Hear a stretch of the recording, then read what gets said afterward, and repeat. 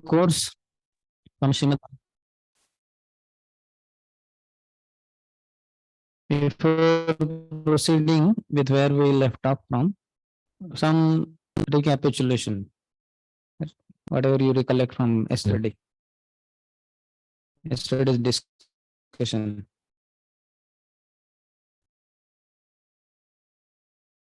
The mic is here.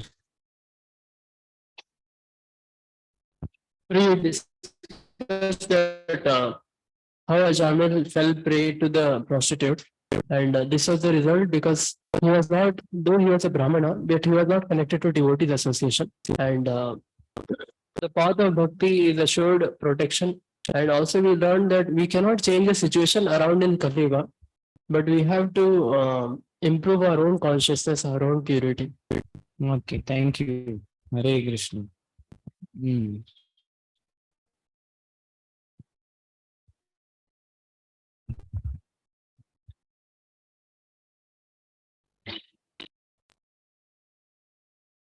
Hare Krishna. Hare Krishna. So yesterday you were like that one thing he had mentioned, and also like he was just doing Vedic karma kanda. He was not practicing pure devotional service. So that fixity with Lord was not there. So if somebody is fixed in Lord, then the chances of his saving is much more. If he's sincerely practicing from his own side, that he will not fall down to such things. Like you are giving examples in two cases, like we're telling, quoting about Maharaj, one lecture, like one devotee asked that we are seeing such things. So Maharaj was telling because he was like practicing in pure goodness. So in white, one small dot is clearly visible, but in our consciousness, because that is already there, too much disturbed. Yeah. So these things don't matter. Like nowadays, everywhere we go around, then such things are quite commonly seen. Yes. Thank you.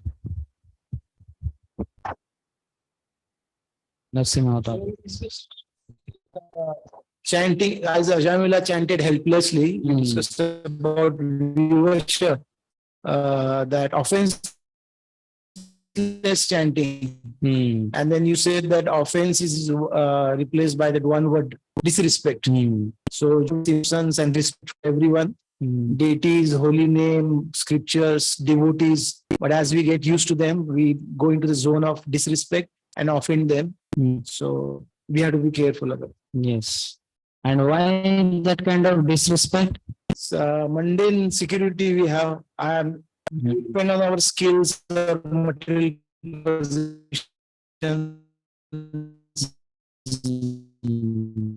I have this, I have that. Yes.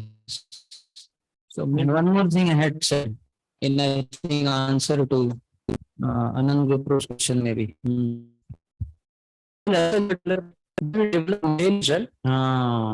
So we don't develop spiritual vision. So very good. Any other? That elaborate discussion we did about that don't blame the situations and the objects and the people around, but rather take the responsibility yourself that it's a result of my own. Be grateful, having humble approach to a situation or the person, adjust to it and perform devotional service. Yes.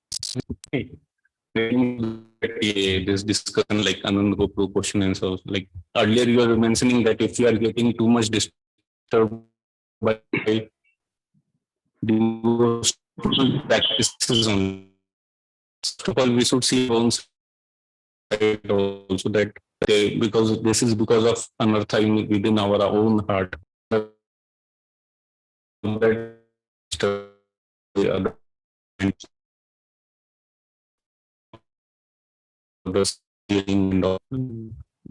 Some genuine concern rather than criticizing it on the back. Just the fun of it. If for example, then we can ourselves change adjustment and adjust for one day. Yes. If it Thank you. Appreciation, and in the word means absorption. If you see both the things are same only.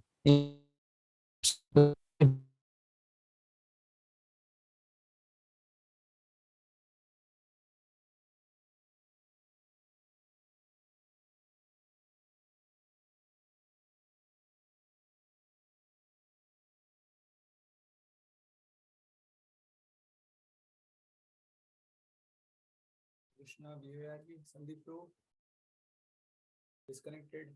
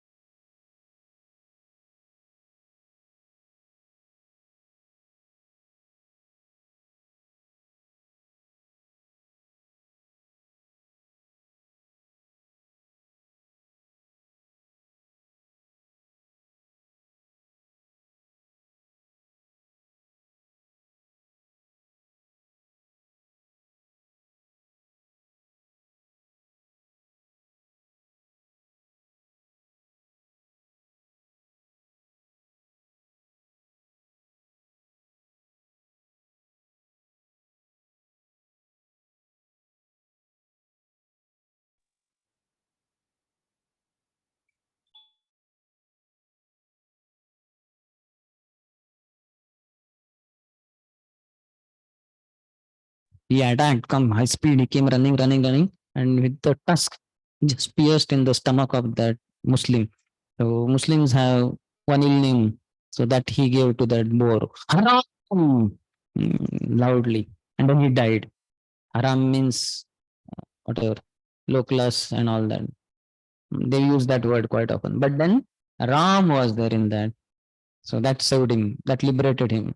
Here, Ajamil also indicating to his son, chanting Narayan, but it means to Lord's name also. Parihasam also, while joking also. Like that movie of Devanand, I think. Dhammara dham, meet jayega, bolo subh sham, Hare Krishna, Hare Ram, Hare Krishna, Hare Ram. So they did not mean to attack on ISKCON. Parihasam, jokingly. They did not mean, it's not very ISKCON both, but they were not like some Christians, like what happened in Russia a few years back, accusing our Bhagavad Gita. Not like that. Just for entertainment and all that they did it. Parihasyam. But that also Prabhupada when asked, Prabhupada, this is the movie made and movie name, what is the name? Same name. Movie name, I don't know, but at least song is the same. Song is this one. So when Prabhupada was told, this is what they are singing, Dhammaro Dham Mite Jayegam, Bolo Subesham, Hare Krishna. Prabhupada said, oh, no need to worry. You just see, wait and watch. After some time, all these other things will go and what will remain? Hare Krishna, Hare Ram. And sure enough, now we can see so many people are saying that Hare Krishna, Hare Ram. In fact, if you say sometimes somebody Hare Krishna, he says Hare Ram. Like that. So Prabhupada's words came true. So Parihasam is also okay.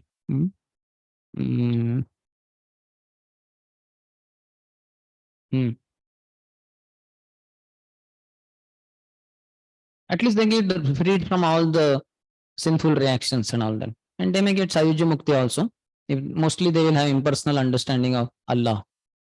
They have personal understanding, then at least they will get next birth in a with free account, in a sense, no pious and sinful account.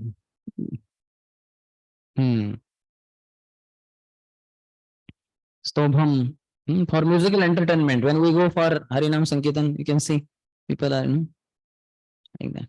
Somebody is clapping. Some people clap like this. Somebody will tap on the table, some vehicle, or whatever is in their hand. Some people join also. So they like this musical entertainment. They are not meaning that greatest thing in my life is happening now. They don't have that knowledge. But Stobam for musical entertainment, they like it. So many Western countries we can see. So many movies are produced. Devotees dancing. That one brahmachari, saffron brahmachari, who rotates in the air. You have seen? So many somersaulting kind of. So it's many young boys and girls join. There are many movies produced like that. And Helenam, even neglectfully they chant. All through it, everything is helpful because holy name is being pronounced by them. So chanting is effective irrespective of circumstances and intention. That is the point here. And Vishwanath Chakravarti Thakur says, what type of chanting destroys all sins? This is expressed by showing how even lesser degrees of quality in chanting still have effect. Here quality is not there so much in these people's chanting, out of indicating, joking, musical entertainment or neglectful. Quality is not there, but even this one, Sankityam means chanting referring to someone like a son. Parihasyam means calling jokingly, but with affection, not with criticism.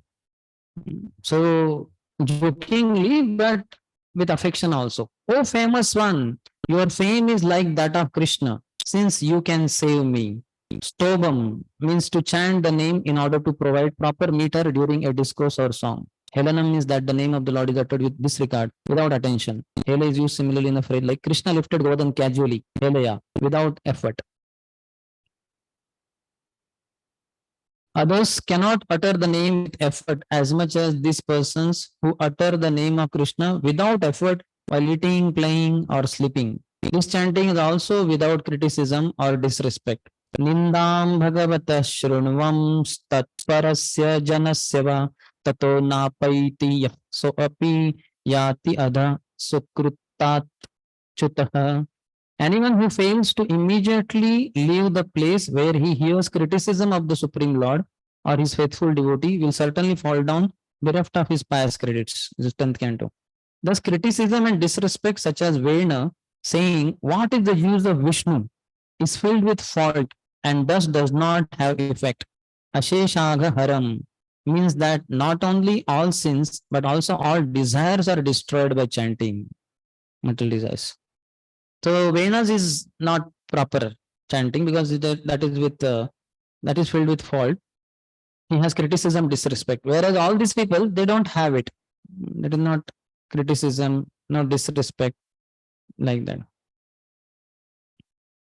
Then 15th one is chanting in conditions beyond one's control.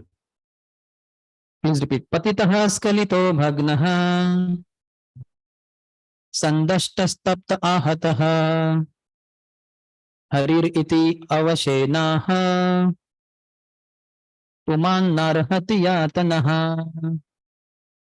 If one chants the holy name of Hari and then dies because of an accidental misfortune, such as falling from the top of a house, slipping, and suffering broken bones while traveling on the road, being bitten by a serpent, being afflicted with pain and high fever, or being injured by a weapon, one is immediately absolved from having to enter hellish life, even though he is sinful.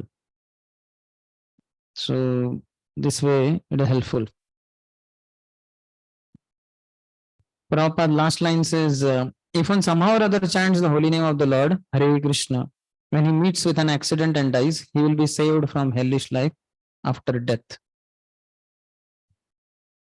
And Vishnu Chakra Thakur says, besides the above mentioned 4 types of chanting, that's Sankityam, Parihasyam, Helanam, Stobam, there is a 5th, chanting in conditions beyond one's control with different varieties. Chanting while falling from a building, stumbling on the road, breaking one's limbs, being bitten by a snake or other animal, being tormented by fever, or being attacked with sticks. A person who is not a karmi, gyani, etc., will still be free from hell. Not karmi, gyani, etc. Karmi, gyani is somewhat like, okay, something is there, but this is even below. And but because of one of this situation falling from something, he somehow chants the name of the Lord for whatever reasons, he will be free from going to hell. So chanting is so powerful. Then next 16 talks about atonement according to the severity of sin. Gurunam cha laghunam cha guruni cha laghuni cha prayaschittani papanam gyatoptani maharshibhihi. Authorities who are learned scholars and sages have carefully ascertained that one should atone for the heaviest sins by undergoing a heavy process of atonement, and one should atone for lighter sins by undergoing lighter atonement. Chanting the Hare Krishna mantra, however, vanquishes all the effects of sinful activities, regardless of whether heavy or light. So we are so fortunate. We don't have to worry whether my sin is small or big. Should I go for a smaller atonement? Which is smaller atonement? And which is bigger atonement? Nothing. For all whatever mistakes and everything, just chant Hare Krishna. Towards the end, Prabhupada says, however powerful the reactions of one's sins, they will immediately be vanquished if one chants the name of Hari, Krishna, Balram or Narayan. Why Prabhupada writes like that? Because that is there in the commentary by Srila Vishnu Chakra Thakur. According to the gravity of the sin, the scriptures say that one must do a correspondingly severe austerity. How is it that by chanting once in Namabhas, all of the gravest sins are destroyed? Because the atonements have limited power, such arrangements are prescribed. However, heaps of serious sins are destroyed by chanting once, even a portion of the name, since it has inconceivably great power. It is as easy as Balram's ability to destroy the Kauravas, including Duryodhan, in order to save Samba. You know, when Samba forcibly took away Lakshmana, the daughter of Duryodhan, from her Swayamvar ceremony, all the Kuru elders were very vehemently protested. They attacked on him, but he was very powerful, like Father Krishna. and he also defeated them. But then simultaneously, some 5, 6 of them came together and attacked on him. Then that is not proper. But then anyway, then he got trapped and they kidnapped, they imprisoned him. Then Balramji, there was uproar in Sudharma assembly in Dwarka. They were very upset and they said, let us attack all these gurus and finish them off. But then Balram said, don't worry, they have respect for me. I will go, I will pacify them. And no need of fighting, unnecessary bloodshed. So then he goes, he stays outside the, what do you call, Hastinapur city, and he sends this Uddhav, I believe. Uddhav goes and informs that Balramji has come. Immediately, all the Kuru elders come, Duryodhan particularly, and they have brought paraphernalia for worshipping him. They worship him and all that. Great praise, etc. is offered. But when he proposes, give back Samba along with Lakshmana, they say, what nonsense. Who are these Yadavas? They're like our chappals are trying to take sit on the head. Because of us, you are all maintained. Yadavas are maintained. He gives very abusive words, and who is this Krishna and all. Balramji becomes very angry and says, oh, they don't know who Krishna is. These fellows, they go away, and then Balramji becomes very angry. I will destroy this whole Hastinapur. He takes his plow, hits in the ground, and whole Hastinapur gets slightly tilted, starts pulling towards Yamuna with the intention of drowning whole Hastinapur in Yamuna. As they experience something like earthquake, when Hastinapur is dragged, they all understand this must be Balram.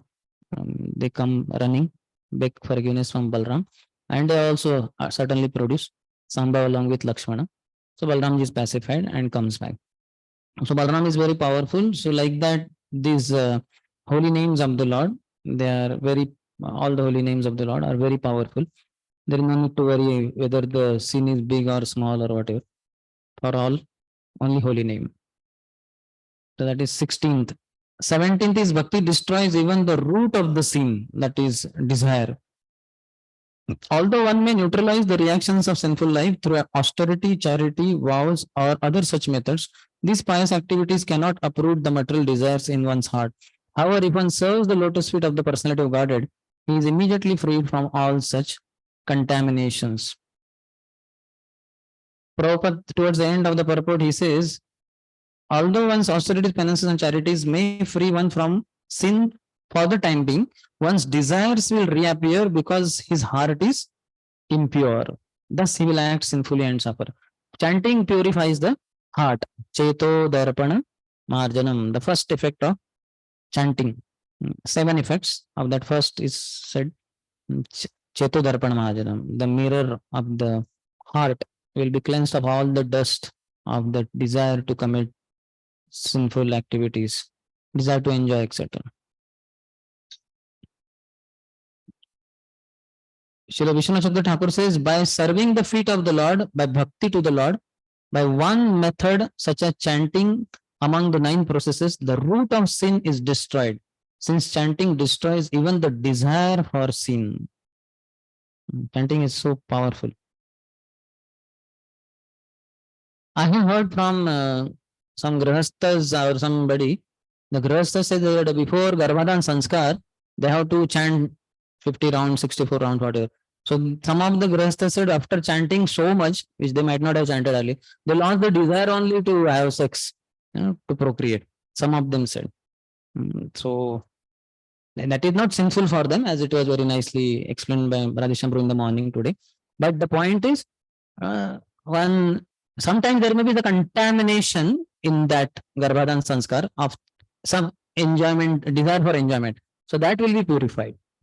So chanting is very powerful.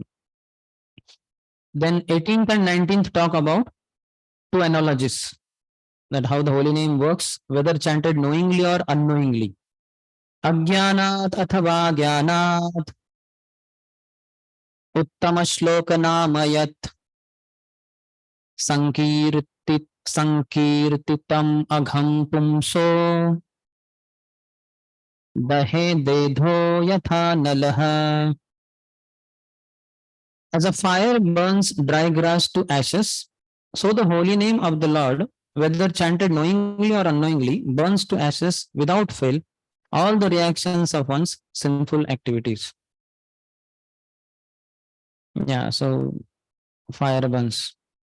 Fire will act regardless of whether handled by an innocent child or by someone well aware of its power. If the field of straw grass, okay, who knows the power of fire, or by a child who does not, the grass will be burnt to ashes. Similarly, one may or may not know the power of chanting the Hare Krishna mantra. But if one chants the holy name, he will become free from all sinful reaction. So no knowledge is required. Chanting itself has all knowledge. In fact, after reading all the scripture, one comes to conclusion that I should chant Hare Krishna, Hare Krishna, Krishna Krishna, Hare Hare, Hare Ram, Ram Ram, Hare Hare. Bahunam Janmanam Ante Jnanavan. One who is in knowledge, he surrenders to Krishna. And then what he understands? Vasudeva Saramati, Krishna is end all and be all. And how to achieve this Krishna, or how to serve this? If I understood that Krishna is end all and be all, how do I reinforce my relationship, abhideya, with the Lord? Through bhakti. And bhakti means 9 process of devotional service. And the topmost of that is Nam Sankirtanam. So one who chanting Hare Krishna mantra, he is already in full knowledge. So no need of any knowledge. Still we give knowledge so that, Maya does not again attack and all that. So bhakti should be protected by jnana also. But otherwise, bhakti in itself, chanting in itself, doesn't need any knowledge also. Anybody without knowledge also can chant and get benefited. We find that people respond to our Hare Krishna chanting, so they become, according to this shloka, they become free from all the sinful reactions. So what, in their spiritual track, what exactly happens that brings change in their life? Because they chant, but still they will continue like that. So what exactly? That is Agyata Sukruti has happened, and then it will pile up. When it overflows, then it will turn into attraction. Now they just chanted somehow for whatever reason, musical entertainment, etc. And they are free from reaction also, all sinful reaction. And they have no attraction for chanting the holy name so much, because you came, you are enthusiastic, so they chanted. Afterwards, they will not chant daily basis and all. Yeah. But then because of the Agya Sukruti increasing, then it will ripen. That time they will develop attraction. And then they'll be attracted to sadhus. They will come to sadhus, then bhajan kriya will begin and all that. It will proceed in a very systematic, regulated way. Devotional service. Vaidhi sadhana bhakti will begin.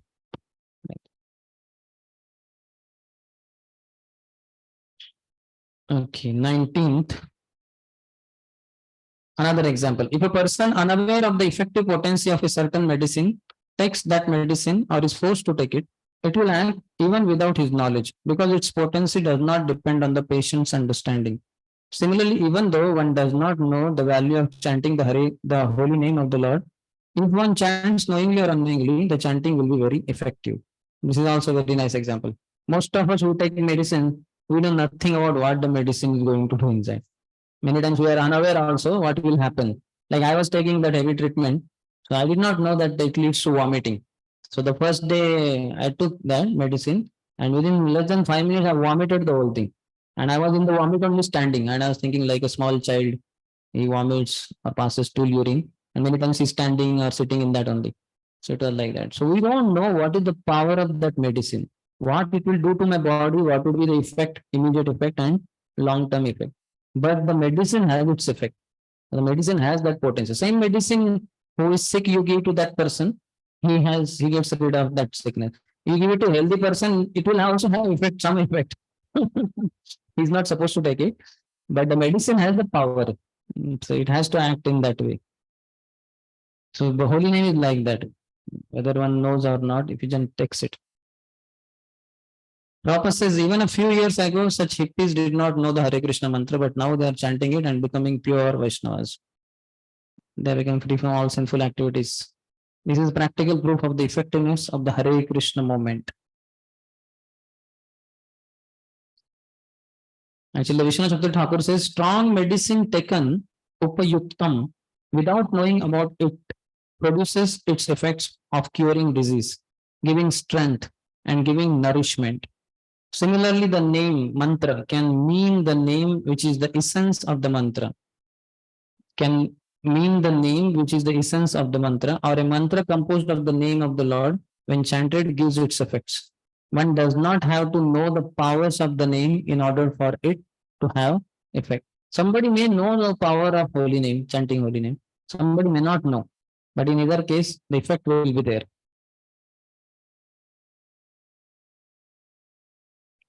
Now 22-25 talk about Ajamil's release and regret. He will regret. So Vishnuduta spoke, and then Yamadutas are so to say defeated, not exactly convinced. Why? That's why they will go and ask, challenge our their Yamraj also, their master. But here at least they are defeated.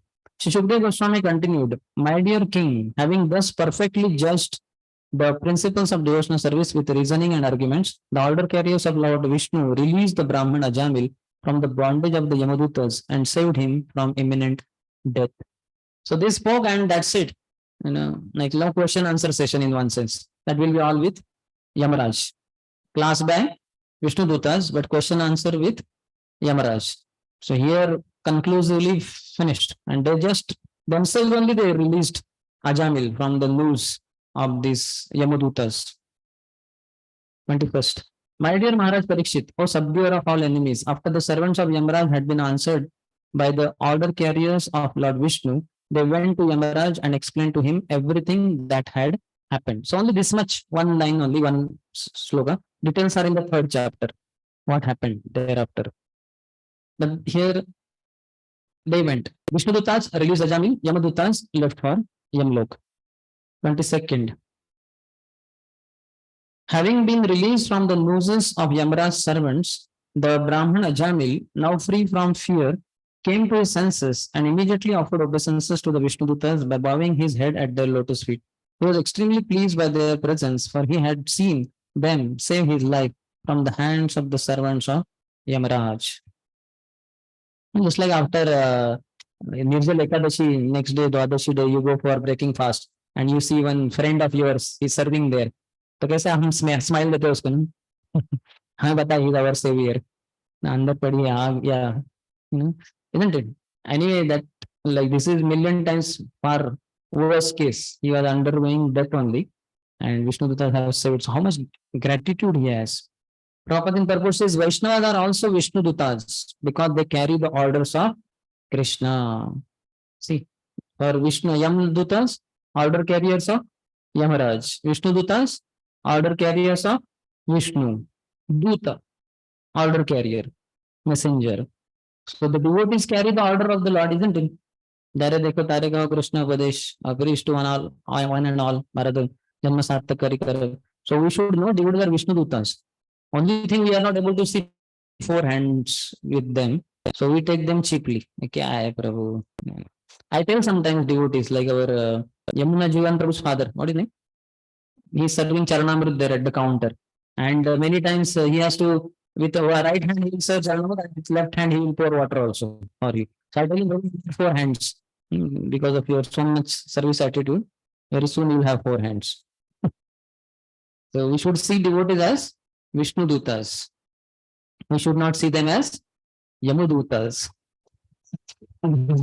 Mundane vision shows to us that devotees are like Yamudutas. Always carry bring death to me. No, they are Vishnu Dutas. Prabhu, please surrender to Krishna. Why are you going on your cozy, comfortable life? Get up, uttishta, jagrata, varan prapani bodhaya. How many of you have seen devotees? They shake us off out of our comfort zone. Yeah. Ashram में सो रहो 4:10 तक 4:15. My God, हंगामा कर देंगे सब. उधर room में आने की जरूरत नहीं, बाथरूम में इतना हंगामा, उसे उठ जाएंगे हम, नहीं तो फिर वो आएंगे रूम में. हाँ, टेरेस पे भी. That day I came late. I slept at around 12:30 or something. So I thought where to sleep, best place where nobody will disturb. So I thought Radhesham's room, but that lock I did not know the number only, number lock, so I could not open that. Then I thought Prasadam hall. But I thought then temple hall is very close. I will hear Samsara Dava, not a good place. So then previously I had slept after Nepal Yatra. I think I had slept in this thing, health room. Health room, very small. So there, mosquito net was not getting accommodated also. But somehow I slept there thinking that nobody will disturb. And sure enough, there also devotees. But this time, last time I went to terrace thinking that, chalo, yahan koi nahi aayega. तो मैं आराम से सो गया और फिर सुबह नींद वैसे ही उड़ गया मैं 4 बजे, लेकिन I said no I will not get a sleep. But 4:15 one of my well wishers उठ, 4:15 हो गया। हाँ, actually that was the place of his good friend who used to sleep there. Somehow that day he was not sleeping and I was sleeping there. अब ऐसे ही मुझे order देगा, तो फिर मैंने बोला नहीं मैं लेट सोया हूँ, मैं सोना चाहता हूँ, डोंट वेक मी अप। तो अरे प्रभु जी सॉरी है ना, तुमको समझा रहे अपना ये फ्रेंड नहीं है तो प्रभु जी है, ये कहाँ से आ गए।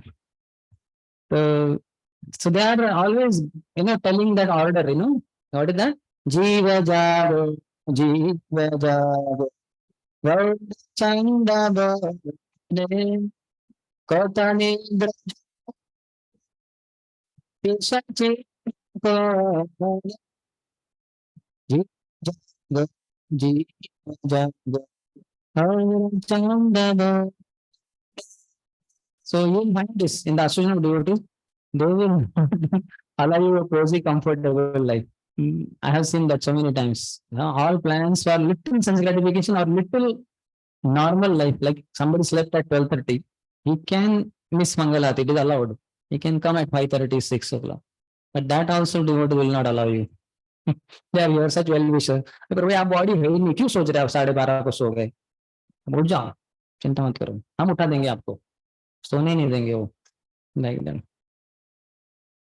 A Vaishnava therefore tries to bring conditioned souls to their senses, like that. So we also become conditioned. So then devotee bring us to to our senses. They'll wake us up. Oh, jao. Very good. Sometimes somebody's alarm will get away. I will ring at 3 o'clock, 2:30. क्या क्या होता है? One brahmachari, he would put that all glories to Jeda gifts, that huge thing. So 2:30 he would start taking bath, and so once what happened, 2:40 or 2:45, one lecture got over, next lecture before that Jai Radha Madhav. So loudly Jai Radha Madhav, Prabhupada, my God, like all 3 floor devotees can be woken up. Surprisingly, not even one brahmachari got up and complained. I was the only one. And I went there to bathroom and said, प्रभु ये कुछ दया माया है कि नहीं ब्रह्मचर्य के ऊपर, सोए है क्या है, जोर से लगा है। फिर प्रभु दूसरा लेक्चर शुरू हो गया है, पहला वाला खत्म हो गया। अरे अरे कितना जोर से, सो लाउड, सरप्राइज। अरे कोई एक भी ब्रह्मचर्य, all are such great souls, no. मुझे लगा पूरा आश्रम के लोग आके उसको पिटाई करेंगे उधर बाथरूम में, कोई आए नहीं उधर बाथरूम में। Anyway, then that brahmachari improved his behavior. So like that, it was so loud. So, but we also have our conditioning. That was I was concerned about other brahmacharis. I anyway get up at 3, so I did not have much problem. 2:30, thoda आधा घंटा पहले, not a big problem. But other brahmacharis many times may get disturbed and all that. So it is not a good thing for anyone to do like that. But when we are personally attacked like that, somebody wakes us up, we should take it in proper spirit also. Knowing that Krishna does not want me to sleep now, get up. So they are, devotees should be seen as Vishnu Dutas. Our vision matters, attitude matters, and that's how the spiritual vision should be there. And the importance of one devotee you can know when you are out there in the streets, nobody with you, and especially when sense gratification goes on, something like this. One devotee there becomes a saving grace. He is there with him. I remember once we were coming from Goa, Panjim, to Pune. So the Grihasthas, we were coming from we were 5 to 6 brahmacharis. Myself, Shyam Prabhu, Sankirtan Prabhu, this thing, Chaitanya Charan Prabhu, and one or two more. 6 saffron brahmacharis, 5. We gave lecture in Goa, Sunday feast all together, one after the. So we had to come in the evening. So they booked a Volvo bus for 5 of us. And it was starting in the evening, 7, 8 o'clock from Panjim, and supposed to reach Pune at 6 in the morning. So we had all 5 front seats only. 1, 2, 3, 4, 5, 6, whatever the number like. And there was a TV there, right in front. And we were the, what you call, the balcony seat or whatever you call that, So, slot, stall. Okay, stall seat or whatever it is, And, pura movie. And then it started somewhere at 8 o'clock. It started with the beginning only. We were wondering, are ye kya hai? And what is the other thing, ये साधु आगे जाके बैठे, यार तो हमारे सीटी थे उधर, हम उधर उसके लिए नहीं जाके बैठे थे, सीटी वैसे थे, Then after Panjim, I think next bus stop came very soon, within 15-20 minutes. Part of Goa only, some suburb. Huh? Wasco maybe, something like that. So then already Chetan Champur and we were frantic. So they told us, "Arey, get something." So I got down at the bus stand and I went around searching for earplugs. So I searched, they said earplug, earplug, kuch nahi." But I did not get it only. So I came back. So then movie was going on with full swing, some Bollywood movie. And then we were wondering what to do. Then Chaitan Champru, Sankita Amru, both are expert in music. They started singing Vaishnav songs loudly. So if you have heard them, they are like, for them, music is not of this world. Means they don't have so much musical sense, but still they were singing loudly Vaishnav songs. मैं सोच रहा हूँ लोग क्या सोचेंगे movie सुनेंगे कि आपका वैष्णव सॉन्ग सुनना है जोर से गाने लगे हो इनके बारे कुछ उपाय था ही नहीं. It was very terrible. Then we slept somehow. No, 10:30 or so, the bus stopped at some hotel somewhere on the way to Pune. So then only we were there in the bus. तो संगीत नाम पर बोले अरे इसका मैं wire तोड़ देता हूँ तो हम एक जन ने बोला कि हाँ तोड़ दो लेकिन दूसरे ने बोला अरे लेकिन तोड़ेंगे फिर वो आएंगे उनको समझेगा अरे साधु से अंदर थे पहले काम कर रहा था टीवी अभी काम नहीं कर रहा है तो ये साधुओं ने कुछ तो गड़बड़ किया है करके हमारे ऊपर ही आएगा. तो हमने सोचा अभी और कुछ नहीं कर सकते सो जाओ तो हम सो गए लेकिन it was going on till midnight and suddenly in the night I got up and क्या हुआ तब मुझे समझा अरे मूवी है there are some scene there loudly I would get out of the blanket and watch then I would understand no this is not to be watched again I would try to sleep it was very horrible thing. So we should appreciate devotees. That time, at least we were 5 or 6, so it helped. If all alone, it would have been more difficult. I was traveling from, I think, Vizag to Bangalore. They had booked some similar luxury bus. So there also, I was in the extreme last corner. So the movie was going on, but it was in another language, Kannada or Telugu, which I was not understanding, but somewhat was visible. Somehow I tried to sleep in the night. So that time I was all alone. So that time we feel face difficulty. So one devotee is a saving grace in such terrible situation. We don't understand when we are surrounded by so many devotees in the ashram or in temple hall. We think, "Arey kya hai sab jo se chillate hain." But when we go out, that's why going out and preaching is very important for each one of us. And then we understand how important are my friends, devotees in temple. Here it is so difficult without devotee. Maya is so powerful in the outside world. A Vaishnava tries to bring conditioned souls to their senses. So we also become covered by conditioning. So Vaishnavas will bring us out of that conditioning. 23rd. O sinless Maharaj Parikshit, the order carriers of the Supreme Personality of Godhead, the Vishnu Dutas saw that Ajamil was attempting to say something and thus they suddenly disappeared from his presence. Prabhupada in purport talks about for persons who are papishtha, very sinful, and durachar, misbehaved, or very unclean in their habits, who are against the existence of God, who disrespect Vaishnavas and Brahmins, and who eat anything and everything, untimely death is sure. So Ajamil also, this was untimely death in one sense. His actual span of life was 100 years. But because of engaging in many sinful activities, the 12 years of lifespan decreased. And at the age of 88 only, that untimely death came for him. But because he chanted Narayan and got freed from all sinful reaction, he again got back 12 more years, his actual life. So 12 years of not exactly extension, what normal thing was supposed to be there, that's what happened. Because Ajamil was now free from all sinful reactions, his lifetime was extended, even though he was to have died immediately. Since all his sinful reactions had been vanquished, he was now prepared to glorify the Lord. Indeed, one cannot glorify the Lord unless one is completely free from all sinful activities. Isham tontagatam papam. Last line Prabhupada says, to increase his eagerness to glorify the Lord, they disappeared so that he would feel separation in their absence. In the mode of separation, glorification of the Lord is very intense. So sometimes some devotees do that. Or for that matter, so many seniors come here, whatever, sannyasis and gurus, and they are so Krishna conscious. We get benefited to their classes, kirtan. And when they leave, sometimes we feel, oh, why they are living? Why is he living? He should stay back for at least 1-2 more days, this, that. So we develop attachment. So their going is good because our intensity of love for them will grow more and more. So that is very much required. That is 23rd. Here, Vishwanath Chakravarti Thakur says, though Ajamil had some remaining time left, because of sins, his lifespan was reduced according to scriptural laws. Knowing this, the servants of Yama began pulling him from his body.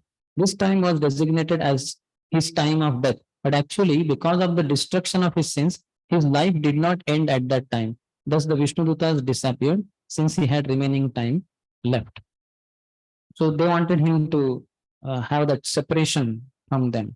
Somebody saves your life and suddenly goes. You have not been able to thank him. How frantically you will search for him. Are kahan gaye? Kahan gaye? And who was that person? I did not even inquire. I don't know where is he from. Like that. So that's why they left. Next 24 and 25 talk about two types of dharma.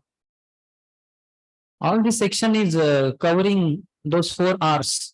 Now he recognizes his mistake in 22nd to 25. This is coming here. So he recognizes. Then second R is regret. That is in 26 to 38. Then he rectifies 39 to 41. He will go back to Godhead in this chapter only. And reinstating 42 to 44. So all 4 R's we can see in the life of Ajami through this section, through these verses. So anyway, these 2 more, last 2 of recognition, recognizing his mistake. After hearing the discourses between the Yamadutas and the Vishnudutas, Ajamil could understand the religious principles that act under the 3 modes of material nature. These principles are mentioned in the 3 Vedas. He could also understand the transcendental religious principles which are above the modes of material nature and which concern the relationship between the living being and the Supreme Personality of Godhead. Furthermore, Ajamil heard the glorification of the name, fame, qualities, and pastimes of the Supreme Personality of Godhead. He thus became a perfectly pure devotee.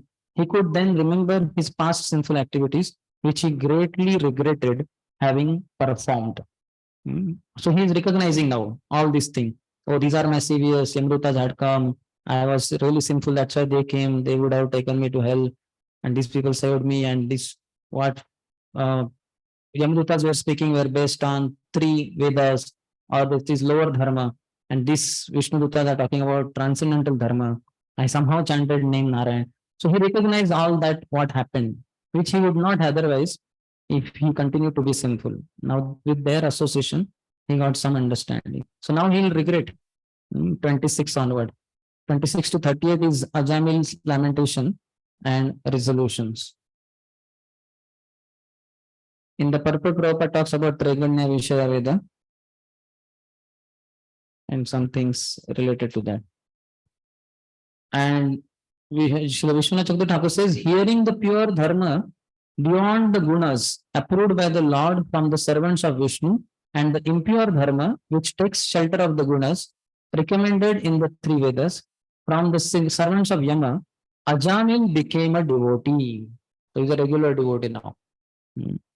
Something like Divas is attended or Bhagavad Gita basic course. So now he has to take to Abhidheya process, which he will do now after lamentation. So now 26 to 38, Ajamil's lamentation and resolution.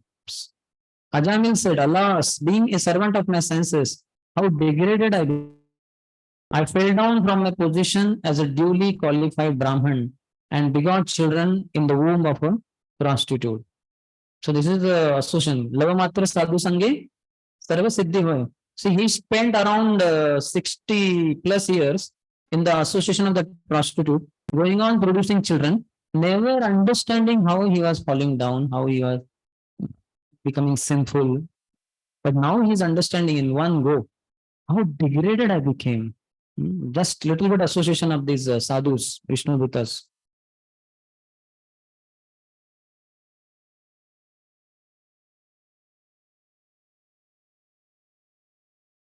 This can also give us conviction that if you see what a long lifespan of sinful engagement, but little association of the sadhus, immediately is coming to highest understanding and conclusions. Immediately understood, oh, all that was waste of time and very sinful existence. I became degraded. You understand? All throughout, let's say his wife became pregnant.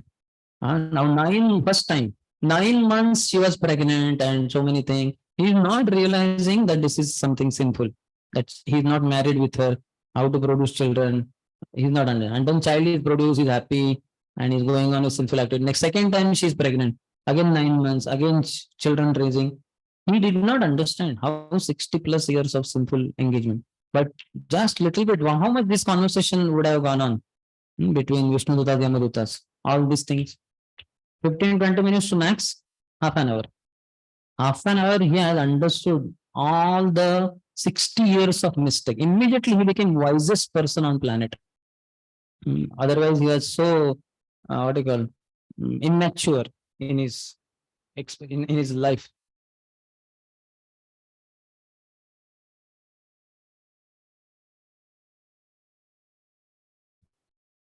So person who was so sinful like Ajamil, within whatever half an hour, 1 hour, could be brought back to sanity and path of perfection. So we should never give up upon anyone, thinking अरे ये बहुत गया गुजर है, इसका तो उद्धार हो ही नहीं सकता, बहुत पाप किया इसने.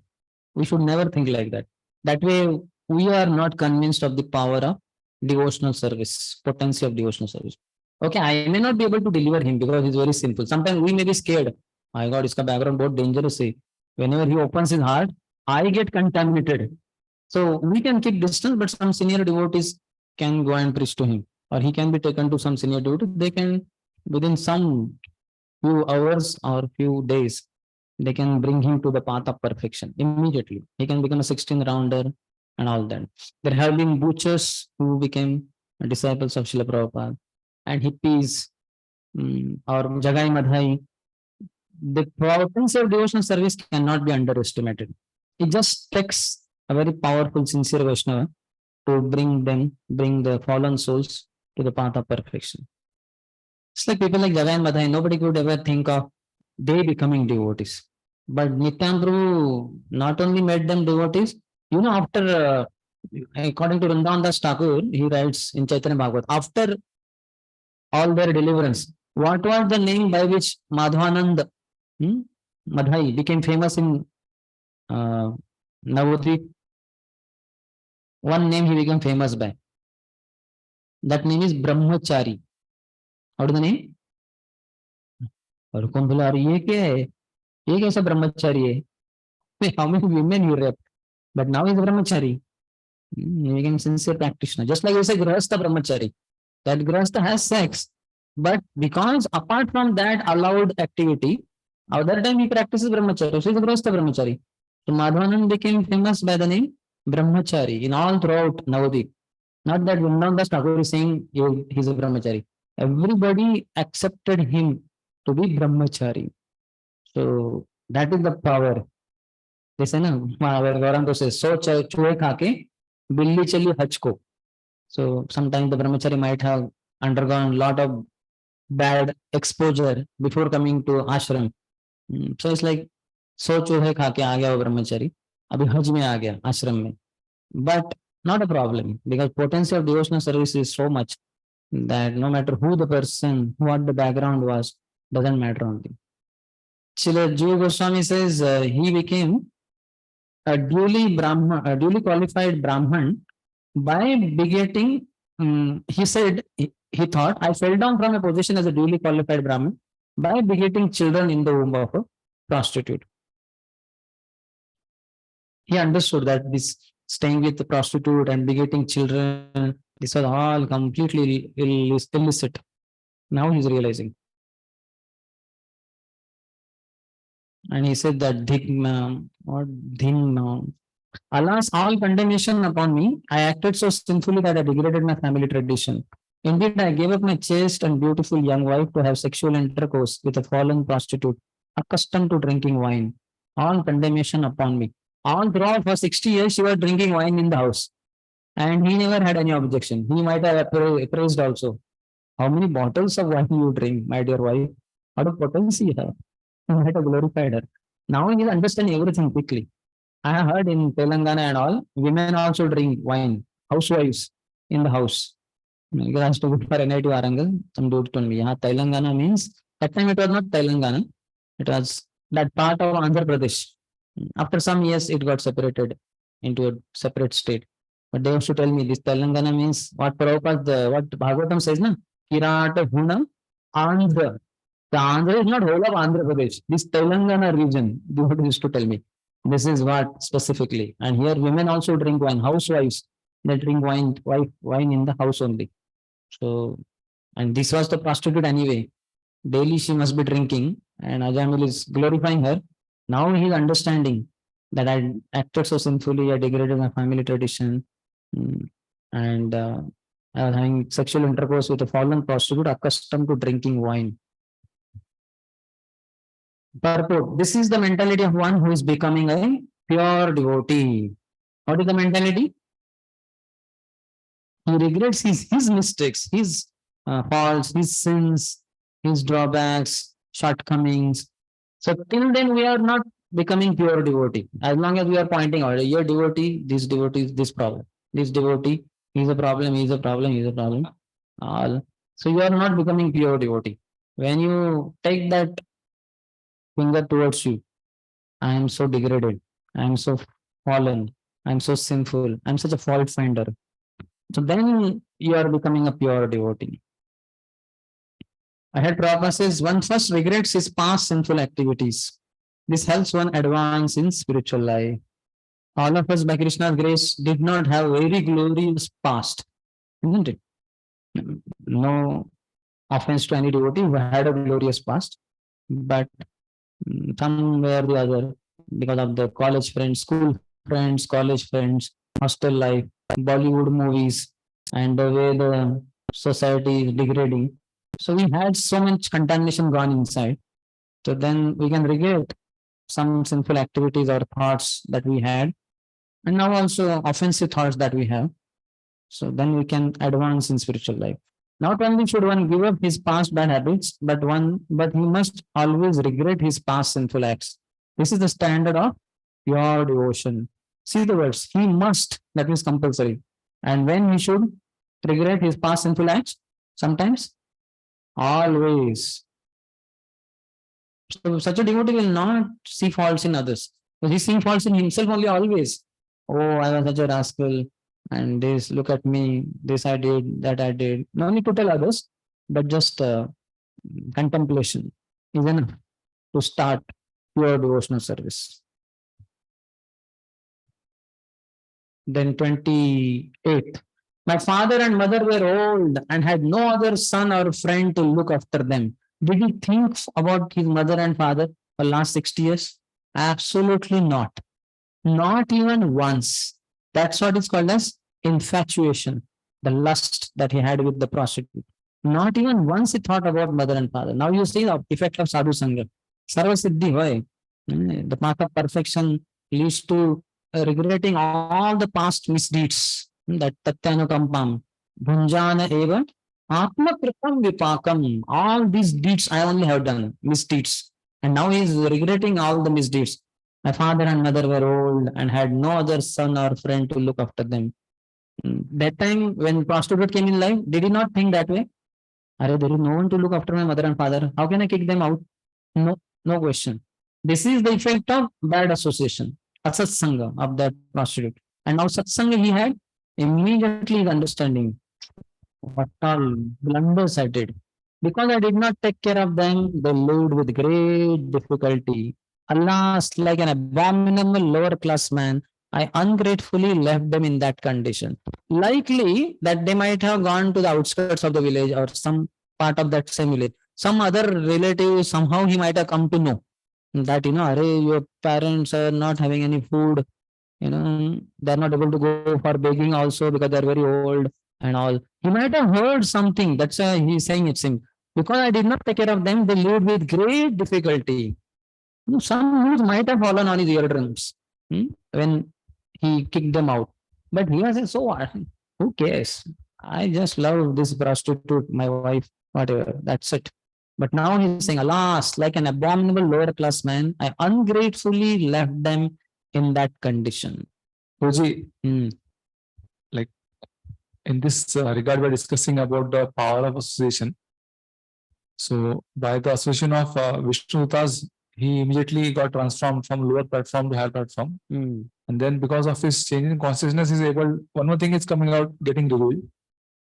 So, but earlier he was like taking care of parents, everything was good. Then that time also, because of powerful association of prostitute, he fell down. So that's why this powerful association should be considered. Yeah, both are powerful. Asatsanga also and satsanga also. So means depending on how we associate, we'll get the results. Jaisa sang vaisa rang. He associated with her, so he degraded. He associated with Vishnu Dutas, especially in such helpless condition, death. Then he improved. That time there was no thought of any regret or any mistake that he was committing. Forget about giving up the prostitute. Now you see he will give up the prostitute so easily.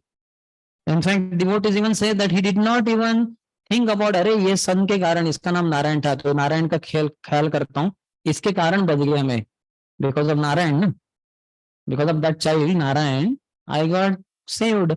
So I should take care of this child. No, he understood properly. Lord will take care. He is a product of association with the prostitute. Now let me leave immediately for forest. So he goes. It is now clear that as a consequence of such activities, a sinful person like me must be thrown into hellish conditions meant for those who have broken religious principles and must there suffer extreme miseries. Was this a dream I saw, or was it reality? I saw fearsome men with ropes in their hands coming to arrest me and drag me away. Where have they gone? And where have those four liberated and very beautiful persons gone who released me from arrest and saved me from being dragged down to the hellish regions? He's analyzing all that. The four Yamadutas going, that was welcome. But for Vishnudutas living, that he was becoming his eagerness to associate with them because they were the saviors. 32nd. I am certainly most abominable and unfortunate to have merged in an ocean of sinful activities, but nevertheless, because of my previous sinful, spiritual activities, I could see those four exalted personalities who came to rescue me. Now I feel exceedingly happy because of their visit. Gratitude. By gratitude, we make advancement in spiritual life. Daily, in fact, sometimes it is good to write gratitude journal. If not every day, maybe once in a week, once in a month, or if not, at least once in a year. That I'm very grateful to such and such devotee for such and such thing, for this Prabhu, that Prabhu, and this Maharaj, that Maharaj, whatever. So this is very good. Gratitude makes heart soft, and complaining makes heart hard. So when we are hearing, advancing properly, gratitude is there, and heart becomes soft, then chanting becomes very easy. Grateful heart can chant very swiftly, and ungrateful heart is like stone, and then chanting becomes very difficult. Shri Vishnu Thakur Pad writes, there must have been some auspicious acts as a cause for seeing the best of the devatas. One must assume the mercy of some devotee, because without that, the seed of bhakti cannot be sown. And because of that mercy, he called his son Narayan. That means he named his son Narayan. Some devotee said that Lord was compassionate to him. So Lord arranged some sadhus coming, and that when she was pregnant for the 10th time, then they said when the child is born, name him Narayan. In those days, no sonography. So it was not clear whether boy or girl. But see, they said Narayan. They did not say name him some other Lakshmi. No, Narayan. That means son is guaranteed. And they named Narayan. That became saving grace. The prostitute also got delivered because she was also calling her son Narayan, Narayan. But Ajamil in particular was very much attached to that child. Were it not for my past devotional service, how could I, a most unclean keeper of a prostitute, have gotten an opportunity to chant the holy name of Vaikuntapati when I was just ready to die?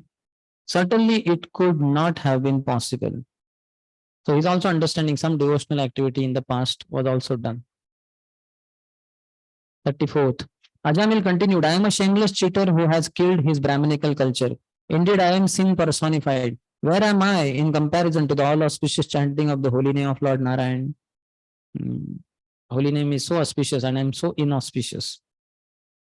as much as we keep, we understand difference between us and Krishna, that much we become successful in chanting Hare Krishna. So he will do his devotional activities very nicely. Sometimes because of casual behavior, sometimes we think, Krishna is my friend only, and okay, we take things cheaply. Then the distance between us and Krishna is reduced. Then that becomes like competition with Krishna. It becomes problem. So we should have high respect for Krishna. That's why Krishna's greatness should be read through the scriptures, should be heard from devotees. How great is Krishna? The difference between us, or distance between us, is less. That much we cannot chant properly. We should know Krishna is so great. He's saying now, where am I in comparison to the all auspicious chanting of the holy name of Lord Narayan? Holy name is so pure, auspicious, Shubhada, Moksha Lagutakrita, all that.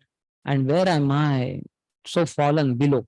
In Marathi, there is a saying, Kuthe Sham Bhattache Tattani, Kuthe Indracha Airavat, and Kuthe Sham Bhattache Tattani. How many of you had heard this? Only two. Yeah, three. Kuthe Indracha Airavat. Indra is the king of demigods, and his carrier. Airavat is anyway not an ordinary elephant. He is produced from churning of the milk ocean. So Airavat, very special, of special personality. So that is Indra. Where is that? And where is Sham Bhattache Tattani? One Brahmin on earth, his name is Sham Bhatta, he is a Brahmin. And he has Tattani. Tattani means टट्टू, घोड़े का जो पिल्ला होता है वो उसका वाहन है। वो सिंपल घोड़ा है, वो घोड़ा भी नहीं है, वो घोड़े का बेटा है, बच्चा है, टट्टू, तट्टाणी। और श्याम भट्ट है, वो भी ऑर्डिनरी है। तो कुठे इंद्राचा ऐरावत आणि कुठे श्याम भट्टाची तट्टाणी. So like that, where is holy name, all auspicious name of Narayan, and where am I Ajamil, so fallen. He has already condemned like that. So it is good to see, look at our fallen nature, fallen activities, fallen thoughts, fallen speeches, all that. This is very good exercise in spiritual life. This will make our heart soft. And on the contrary, the greatness of devotees, greatness of Guru, greatness of Krishna, greatness of scriptures, greatness of holy places, and all that. Truly, it should be genuinely from heart. तो ऐसे ही officially we go to Vrindavan, अरे okay ठीक है, चलो थोड़ा कीर्तन करो, बरसाना में आए ना, तो बोलो राधे राधे बोलो थोड़ा, ओके ठीक है, नंदगाम में आ गए थोड़ा कृष्ण कृष्ण बोलो. तो not like that, should be genuine. अरे you have to become true devotees, genuine devotees, not for official. Sometimes in ISKCON, because in organization, spiritual organization, so it's like, some kind of formal behavior comes. मैं साधु हो गई, तो साधु यानी क्या, ये ऐसा वो ऐसा, थोड़ा stereotyped, some kind of mechanical approach. So that should not be there. We should become genuine sadhus, genuine devotees, crying out for Krishna, keeping aside all that. Saropadhi vinirmuktam tatparatvena nirmalam rushikena rushikesha sevanam bhaktiruchyate. So keeping aside all the upadhis like that. Many times while performing devotion, how others see, look at me when I'm chanting, when I'm dancing, when I'm leading, when I'm all that. So this is not a good approach. Then that is a lot of what you call superficial practice is going on. Genuine devotion is not going on. I am a jiva, I am a conditioned soul, I have fallen in this material world, this thing, and suffering in this world. I have to take shelter of Krishna. Krishna and me, we have unique individual relationship. I forget about all this ISKCON and organization, and how other devotees look at me, how brahmacharis look at me, how congregation looks at me, how these people, that people. This is not required. That's why His Holiness Sridhar Maharaj would say, be yourself and make your contribution to ISKCON, I think. Make your contribution. Be yourself and make your contribution to ISKCON. Otherwise, many times we are not even ourselves. This Prabhu, they know I am senior, so I have to now behave like this, I have to behave like that. So it's not a genuinely, I'm not on that platform, I'm just putting up a show. So I'm not myself. So be yourself and make your contribution to Prabhupada or ISKCON. That will be very helpful. So many will get benefited. Then putting up just a superficial show. I am this, I am that. Now Ajamil is he himself. and that's how he's going to make. So he has already made a lot of advancement, but he will make unlimitedly more, going back home, back to Godhead only. Then 35th. I am such a sinful person, but since I have now gotten this opportunity, I must completely control my mind, life, and senses, and always engage in devotional service so that I may not fall again into the deep darkness and ignorance of material life. Prabhupada in purpose says every one of us should have this determination. I must completely control my mind, life, and senses, and always engage in devotional service so that I may not fall again into the deep darkness and ignorance of material life. We have been elevated to an exalted position by the mercy of Krishna and a spiritual master. And if we remember that this is a great opportunity and pray to Krishna that we will not fall again, our lives will be successful. How many of you have seen that your friends or your brothers and like contemporaries, your somebody, your cousin brothers or your friends where you studied at, they are not getting the respect as much as you are getting respect in society. Understood the question? No? Like college, 11, 12 standard friends, then engineering, graduation friends, or your relatives like your cousin brothers, real brother, whatever. They are not getting as much respect in their society as much as you are getting in whole of the society. How many of you are getting a lot of respect? Yeah. Why? Because you have been elevated. अरे ये कपड़ा ही है पहने हुए, दूर दूर से लोग देखते रहते हैं, अरे साधु है, इस कौन का है, स्टैंडर्ड ब्रांड वाला. कितना रिस्पेक्ट मिलता है ना. And peoples call also Hare Krishna as we have discussed also, see now your cousin brother, your friend go anywhere, all people addressing him Hare Krishna or something, ए जो भी है शर्मा जी, ए वर्मा जी, even at least the surname nobody knows. And हम हमें everybody knows us. They may not call you as सर्वलक्षण Prabhu and Raghav Prabhu, but हरे कृष्णा बोलता है कि नहीं, उनको पता ही हरे कृष्णा वाले. तो किधर भी जाओ आपको रिस्पेक्ट मिलता है. तो इतना रिस्पेक्ट कैसे मिल रहा है? Because we have been elevated to, we have been given a very elevated position. So we have to know, ये हमारा नहीं है credit, it's glories to Prabhupada. How many of us dreamed in your at the age of 10, 12, 15, you are thinking अरे एक दिन शेव करके पूरा saffron में तिलक लगा के गली गली में हरि नाम बांटते हुए पागल हो जाऊंगा मीरा के पद चिन्हों पे चलते चलते. कितने जनों ने सोचा था? कभी सोचा नहीं था, है कि नहीं? उल्टा अगर ऐसा कोई दिखा होगा तो हमने सोचा ये पागल हो गया, क्यों ऐसा दर दर की टक्कर खा रहा है, ऐसा क्या हो गया इसको. तो सी हाउ मच, क्या थे हम, क्या हो गए हम, है कि नहीं, है कि नहीं. इवन एज प्रभु लाइक गृहस्थ धोती कुर्ता, कौन गृहस्थ धोती कुर्ता पहनता है? हाँ, जो एकदम क्या कहते अनपढ़ गवार गाँव वाले वो पहनते होंगे गाँव में, नहीं तो sophisticated सब गृहस्थ shirt pant coat suit boot and God knows what else, to see how much we have been elevated to. Great. It's all glories to Prabhupada and Guru Parampara. So we should remember that this is a great opportunity and pray to Krishna that we will not fall again. Then our lives will be successful. Then 36, 37. Because of identifying oneself with the body, one is subjected to desires for sense gratification, and thus one engages in many different types of pious and impious action. This is what constitutes material bondage. Now I shall disentangle myself from my material bondage, which has been caused by the Supreme Personality of Godhead's illusory energy in the form of a woman. Being a most fallen soul, I was victimized by the illusory energy and have become like a dancing dog led around by a woman's hand. Now I shall give up all lusty desires and free myself from this illusion. I shall become a merciful, well-wishing friend to all living entities and always absorb myself in Krishna consciousness. What noble thoughts he has got. Amazing. How much power of association is there? In purport, this should be the standard of determination for all Krishna conscious persons. The activities of the Krishna consciousness movement are meant not only for oneself, but for others also. This is the perfection of Krishna consciousness. One who is interested in his own salvation is not as advanced in Krishna consciousness as one who feels compassion for others and who therefore propagates the Krishna consciousness movement. Such an advanced devotee will never fall down, for Krishna will give him special protection. That is the sum and substance of the Krishna consciousness movement. One should come to Krishna consciousness to release oneself and also to release others. Just like Bhaktisiddhanta Thakur told to Prabhupada, you just take this Krishna consciousness yourself seriously and spread it to one and all. That will do good to you and to all those who come in touch with you. खुद भला, खुद का भी भला और दूसरों का भी भला. कर भला तो सो हो भला, वो कहते हैं ना. हाँ, कर भला तो सो क्या, कर भला तो हो भला. दूसरों का भला करोगे तो अपना भी भला हो ही जाएगा. तो हम वही कर रहे हैं ना. जन्म सार्थक करी, कर परोपकार. और जन्म सार्थक भी नहीं हो हमारा, हम परोपकार करते जा रहे by giving holy name, by giving Krishna in some way. हमारा भला तो हो ही जाएगा. Just like if I take you to Delhi, where do I reach? I reach Delhi automatically.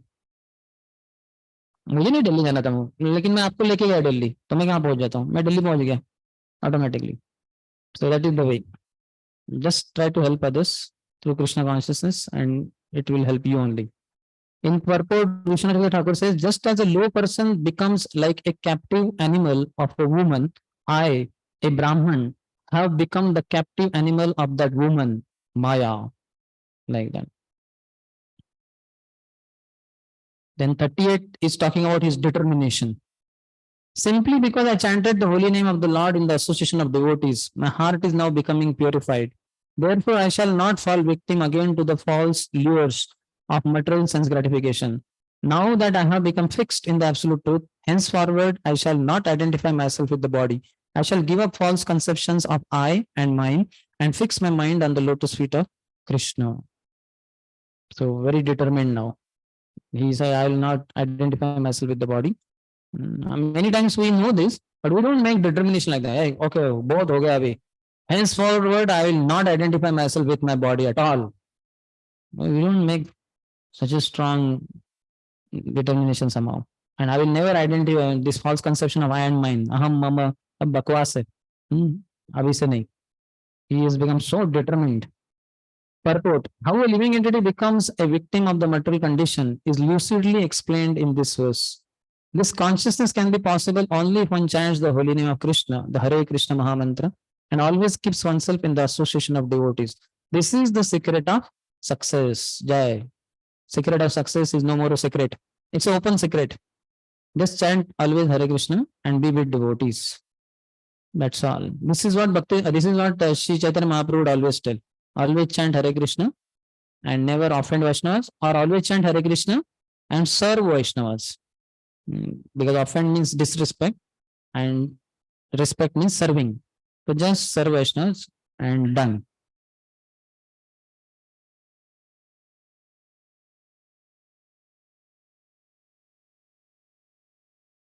Okay, I think time for break. We'll break here, though the chapter is not over. We'll continue after the break. After 10 minutes, we'll come.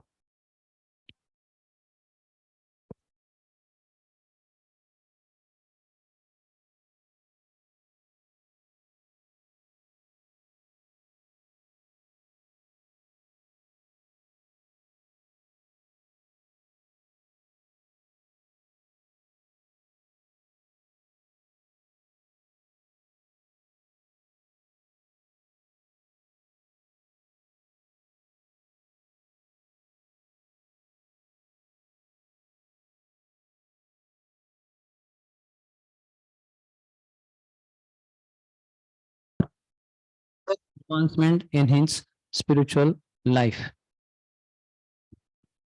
So one should not wait for spiritual advancement. When one gets ripened in spiritual life, he gets that conviction. He does not wait for others then. That's what has happened to Ajamil now. Similarly, Tukaram Maharaj, while living for Vaikuntha, he invited his wife that, you always assisted me. I'm very grateful to you. Why not you also accompany me? But she said, who will take care of buffalo at house? And children are also there. You go and then come back. Hmm. Hmm. Hmm. Children marry, huh? Hmm. Hmm. Yes. Yes. And His Holiness Bhakti Pragyan Keshav Maharaj also inspired Prabhupada. You want to preach, so sannyas is must, and you take sannyas. Don't worry. So Prabhupada took. Also, his sister Bhavatarani Mata said, "Arey, you want to assist your spiritual master? You go ahead. Why you worry about your children? I am there. My son is lawyer. He has monthly good earning. I'll take care of your children. Don't worry. You go ahead." I had Prabhupada says, whether they be devotees or not, mm, our Krishna consciousness movement has many centers in Vrindavan Davadi, so that those who want to live a retired life, whether they be devotees or not, can go there and with determination give up the bodily concept of life. One is welcome to live in those holy places for the rest of his life in order to achieve the highest success. We do not have a center in Haridwar, but Vrindavan and Shridham Mayapur are better for devotees than any other places. Let us all take advantage of this opportunity. So Prabhupada is recommending. So Prabhupada told all his young followers, GBCs, presidents and others, that you are young now, work hard for Krishna, and when we grow old, then you can retire to one of the places, Vrindavan or Mayapur, like that. But then His Holiness Ramakrishna Maharaj asked, Maharaj, Prabhupada, you are old, but we don't see you retiring to Navadvip or Mayapur or to Vrindavan. Then Prabhupada understood, he's catching me. Prabhupada said, but I am not old. Then they said, we will also never grow old. We will keep preaching till last moment. But in case some devotee, because of physical health and all, they have that Gauranga Bhavan for senior brahmacharis, and others. So in case some senior, even Tirupati temple is planning to have such ashram for brahmacharis and those who have served mission for more than 20-30 years. In case the body is not helping, then they can retire there kind of and practice pure devotional practices in pure atmosphere of Dham, like Navadvip, maybe Vrindavan or Tirupati. But those of us who feel to go on, body cooperates, till last moment we can go on. Just like recently, His Holiness Kadam Kanan Swami Maharaj, at least for last 1 year, when he was detected with cancer, then he did not worry about preaching and all that. Disciples and others were taking care. He retired to Vrindavan, and there he showed how to give a body also. That also was part of preaching. Higher levels of preaching to very advanced senior devotees, how to give a body. Prabhupada also did the same thing. When the body is in that condition where it cannot function the way it was earlier, then one can retire, but in retirement also one can have preaching, like showing how to serve in that condition also. That is 39. Then 40 and 41 talk about he performed Bhakti Yoga, these two verses. In Haridwar, Ajamil took shelter at a Vishnu temple where he executed the process of Bhakti Yoga. He controlled his senses and fully applied his mind in the service of the Lord. Could you read the purport? From there, would you be able to get? That is the only mic.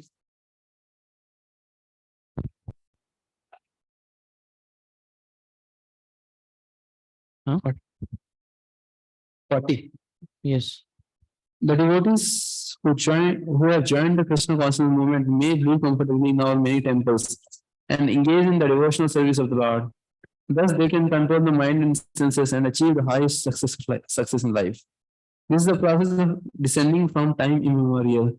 Learning from the life of Ajamila, we should work with determination to do what is necessary to follow this path.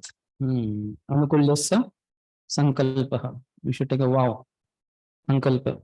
Then whatever is required, I will do. That is 40th. 41st. Ajamil fully engaged in devotional service. Thus, he detached his mind from the process of sense gratification and became fully absorbed in thinking of the form of the Lord. So, Prabhupada is saying, by seeing the Lord during Aarti, today morning, every morning we are attending Mangalarti. By seeing the Lord during Aarti, by offering Bhoga, and by constantly thinking of the form of the deity, one becomes a first class yogi.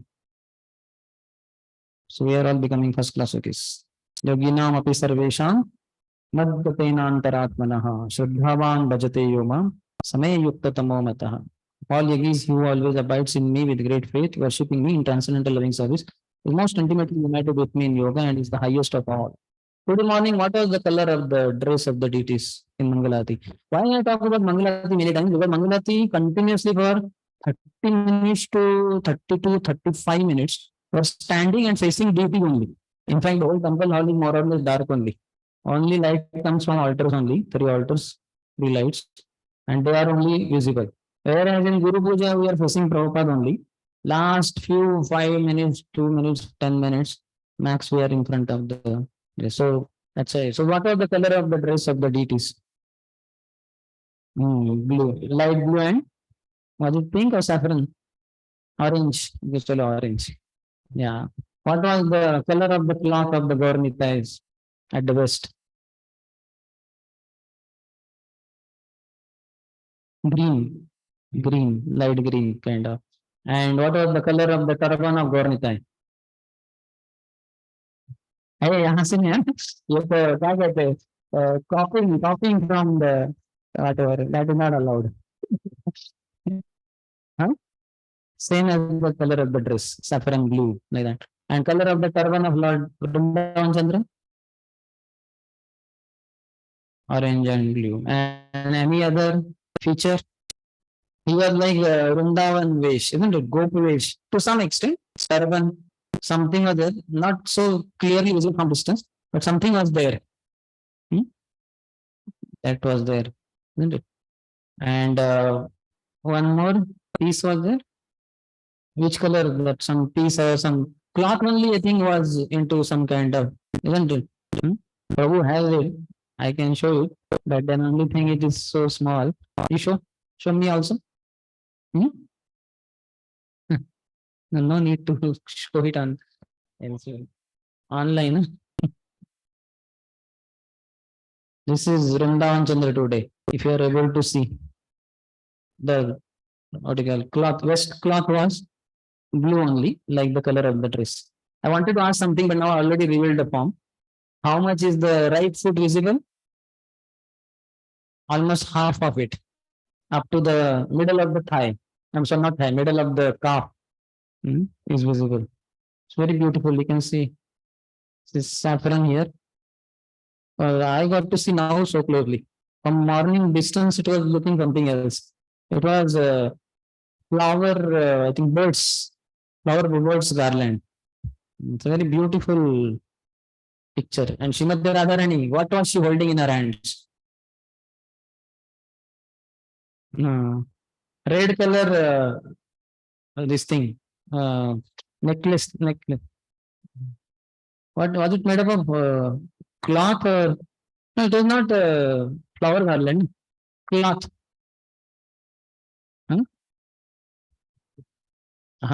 So that was unique today. She was anyway holding that what do you call flower thing, but apart from that, she was also holding this in both the hands. She was offering to Krishna, Vrindavan Chandra. And Jagannath Baldev Subhadra's turban color, multicolor, but prominent color, reddish. Reddish was there. Jagannath was reddish. Balram was another color, blue. From this side, Balram is not visible where I stand, but fine. Same, no, red only, no? Predominantly red and some other color pieces also. So we should meditate on the deities. Mangalati is very nice time because 30 to 35 minutes we are standing, facing at them only, and there is no other thing to watch there because everything is dark in the temple hall. Only they are there. So very important to meditate on them. And then during chanting, you get so much help because form of the Lord is there in your heart. You have already meditated on them for almost half an hour. So we'll become first class like this. 42nd. When his intelligence and mind were fixed upon the form of the Lord, the Brahman Ajamil once again saw before him 4 celestial persons. He could understand that they were those he had seen previously, and thus he offered them his obeisances by bowing down before them.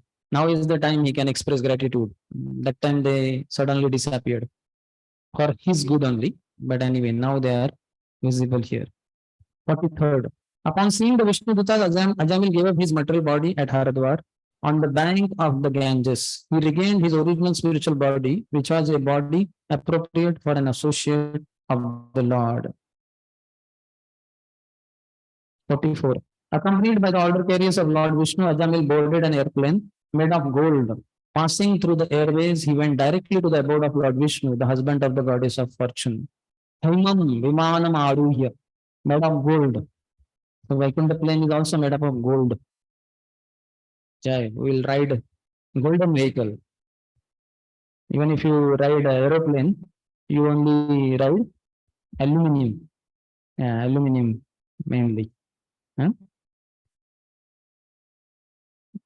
So golden plane also we should board and ride on that. 45 to 49 talk about Shukdev Goswami glorifying the holy name. Ajamil was a Brahmin who, because of bad association, had given up all Brahminical culture and religious principles. Becoming most fallen, he stole, drank, and performed other abominable acts. He even kept a prostitute. Thus, he was destined to be carried away to hell by the order carriers of Yamaraj. But he was immediately rescued simply by a glimpse of the chanting of the holy name Narayan. Therefore, one who desires freedom from material bondage should adopt the process of chanting and glorifying the name, fame, form, and pastimes of the Supreme Personality of Godhead, at whose feet all the holy places stand. One cannot derive the proper benefit from other methods, such as pious atonement, speculative knowledge, and meditation in mystic yoga. Because even after following such methods, one takes to fruitive activities again, unable to control his mind, which is contaminated by the base qualities of nature, namely passion and ignorance. Srila Vishwanath Chakravarti Thakur says, from chanting, yet the mind is not attached to material actions. Otherwise, by atonements, the mind becomes contaminated. Kalilam. And 47, 48, last two verses talk about Falashruti. Because this very confidential historical narration has the potency to vanquish all sinful reactions, one who hears or describes it with faith and devotion is no longer doomed to hellish life. So both of us, both the parties are benefited. Regardless of his having a material body and regardless of how sinful he may have been. Indeed, the Yamadutas who carry out the orders of Yamaraj do not approach him even to see him. After give up his body, he returns home back to Godhead, where he is very respectfully received and worshipped. And then last verse, please repeat. Mriyamano harer nama granantutropacharitam ajamilopyagad kimata shraddhaya granam. While suffering at the time of death, Ajamil chanted the holy name of the Lord, and although the chanting was directed toward his son, he nevertheless returned home back to Godhead. Therefore, if one faithfully and inoffensively chants the holy name of the Lord, where is the doubt that he will return to Godhead? He will definitely go back to Godhead. He chanted referring to his son. We are chanting referring to Radha and Krishna only. And he had been, what else is said? He chanted at the time of death, but we are chanting throughout life. So we are more blessed. Proper in the middle of the purport says, while the body is fit, therefore, why should we chant? Why should we not chant the holy name of the Lord loudly and distinctly? See, the recommendation is loudly and distinctly. That's why also we should not point out if somebody chanting loudly. Managerially, as we discussed yesterday, he can be told through counselor or some manager. But otherwise, we should appreciate because scriptures very much recommend loud chanting and distinct chanting. One who chants the holy name of the Lord constantly is guaranteed to return home back to Godhead without a doubt. So always we have to chant. That's why sometimes because of, let's say, Pujari services, morning you just could not chant one round also. You became late in the night to sleep and somehow you just could not chant one round before Mangalati and just went for dressing, came out. Sometimes at a stretch, Mangal Bhog also might be told, Prabhu, Pujari has not come, do Mangal Bhog because you are fully ready, prepared Pujari. You won't have to take bath also. So one may come out only at 8:45, 9 almost. So all rounds may be remaining and daytime, sometimes morning also some lecture may be there. So afternoon or even afternoon also some evening chanting. So we should not be disgusted thinking, अरे क्या है, सुबह माला नहीं हुआ मेरा. सब ब्रह्मचर्य करते हैं सुबह. मेरा ऐसा ही होता है हमेशा. Full time pujari is a cursed pujari. We should not think because one has to chant 24 hours a day. So we should be used to chanting in the evening also.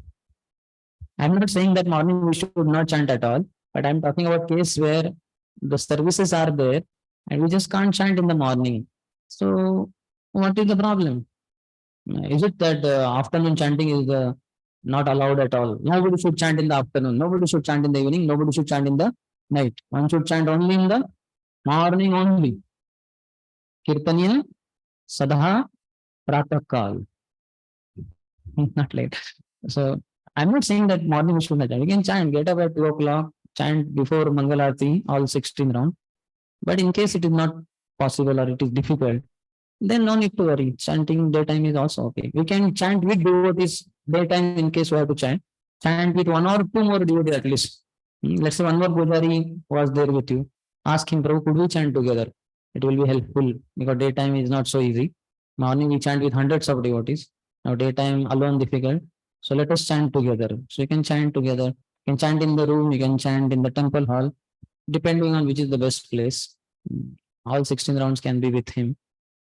Or we can chant loudly. Morning chanting, we cannot chant loudly. Isn't it? Other devotees get disturbed. Afternoon chanting, yeah, chanting alone, chant loudly. Hare Krishna, Krishna Krishna, Hare Hare, Hare Ram, Ram Ram, Hare Hare. You could walk also. So, and pray to Krishna that let me be able to chant nicely, even though it is afternoon time, evening time, whatever. Okay, so here in the commentary, Vishnu Chandra Thakur Pas says, concluding the story, Shukdev gives the conclusion about the glories of the holy name in one sentence in order to give full understanding. He chanted without faith. He chanted because he was dying. What will happen if one chants with faith? He chanted while dying. What will happen if one chants while living? He chanted to indicate his son. What will happen if one chants to indicate the Lord? Ajamil was most sinful. What will happen if a sinless person chants? These 4 conditions are mentioned. Isn't it? Which are the 4 conditions? He was sinful. One who is not sinless when he chants them. While dying, he chanted. What if one chants throughout while living? He was calling out to Son, but what if one is calling out to Lord directly? And he was chanting without faith. What if with faith one chants? So how glorious are the devotees in ISKCON who are having all these 4 positive sides. Their deliverance is surely there if they don't commit offenses. That is there. Okay, somebody could read that supplementary note. Long though, but we could go through it. Supplementary. Srila Vishwanath Chakravarti Thakur's commentary to text 9 and 10 of this chapter form a dialogue concerning how one can become free from all sinful actions simply by chanting the holy name of the Lord. Someone may say, it may be accepted that by chanting the holy name of the Lord, one becomes freed from all the reactions of sinful life. However, if one commits sinful acts in full consciousness, not only once, but many, many times, he is unable to free himself from the reactions of such sins, even after atoning for them for 12 years or more. How is it possible then that simply by once chanting the holy name of Lord, one immediately becomes freed from the reactions of such sins? Srila Vishwanath Chakravarti Thakur replies by quoting verse 9 and 10 of this chapter. The chanting of the holy name of Lord Vishnu is the best process of atonement for a thief of gold or other valuables, for a drunkard, for one who betrays a friend or relative, for one who kills a brahmana, or for one who indulges in sex with the wife of his guru or another superior. It is also the best method of atonement for one who murders women, the king or his father, for one who slaughters cows, and for all other sinful men.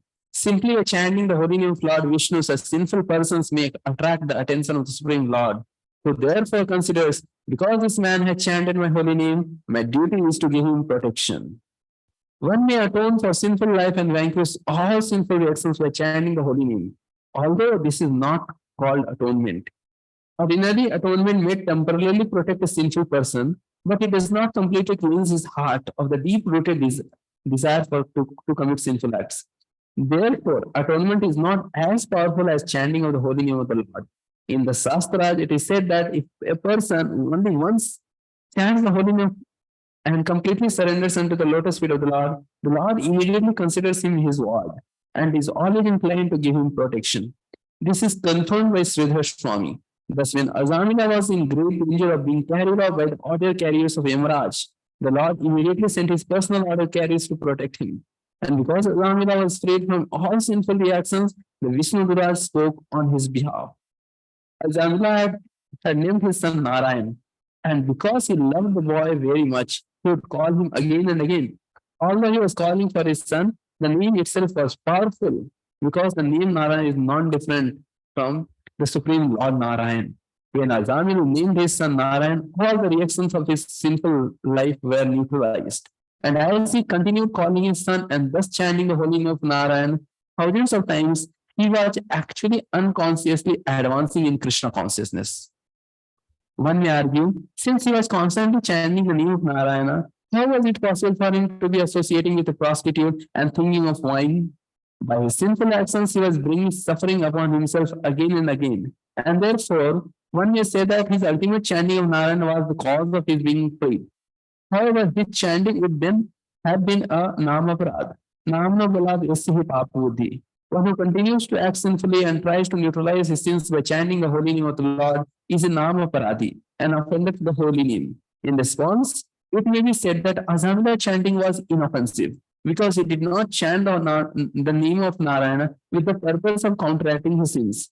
He did not know that he was addicted to sinful actions, nor did he know the chanting of the name of Narayana was neutralizing them. Thus, he did not commit a Namaparad. And his repeated chanting of the holy name of Narayana while calling his son may be called pure chanting. Because of this pure chanting, Ajamila unconsciously accumulated the results of bhakti. Indeed, even his first utterance of the holy name was sufficient to nullify all the sinful reactions of his life. To cite a logical example, a fig tree does not immediately yield fruits, but in time the fruits are available. Similarly, Ajamila's devotional service grew little by little, and therefore, although he committed many sinful acts, the reactions did not affect him. In the Shastra, it is said that if one chants the holy name of the Lord even once, the reactions of past, present, or future sinful life do not affect him. To give another example, if one extracts the poison fangs of a serpent, this saves the serpent's future victims from poisonous effects, even if the serpent bites repeatedly. Similarly, if a devotee chants the holy name even once inoffensively, this protects him eternally. He need only wait for the results of chanting to mature in due course of time. Thus end the Bhaktivedanta purpose of 6th canto, Yes, second yes. chapter, Srimad Bhagavatam. So any question? As such, we are entertaining in the middle only the questions. But in case.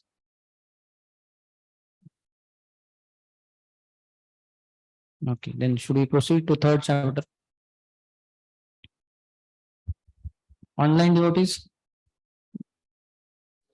Does anyone have any question? Are they there? With reference to this, what Vishnu Chakravarti Thakur is writing. See, we see here that Ajamila, he was not aware of the offenses.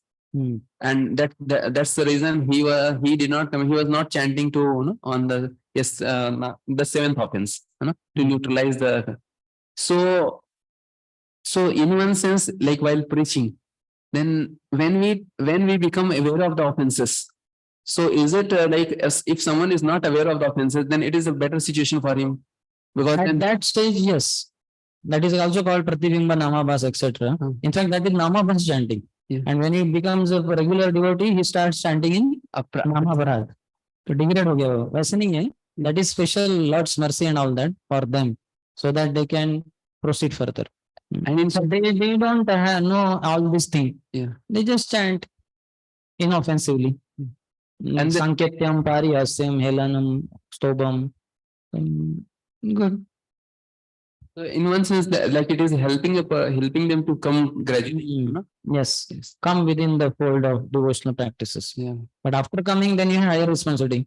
To one, more is given, more is expected. So we have to know. Yeah. Isn't it? Then the real test will begin. Just like sometimes they say, for salesmen, when they're selling apples, etc., sometimes they will give freely. Le lo. Even in India, British people, they saw Indians don't have attraction for tea. So they were freely selling, freely giving tea. And Indians drank free में मिल रहा है तो क्या फिर ले लो P low P लिया तो they became addicted. Then they said give us more. They said no, now you have to pay. And then they had to pay. So like that, Lord is very merciful to get one to devotional service. He has this kind of arrangements. But after coming, then we have to be serious, no? Yes, any devotee online?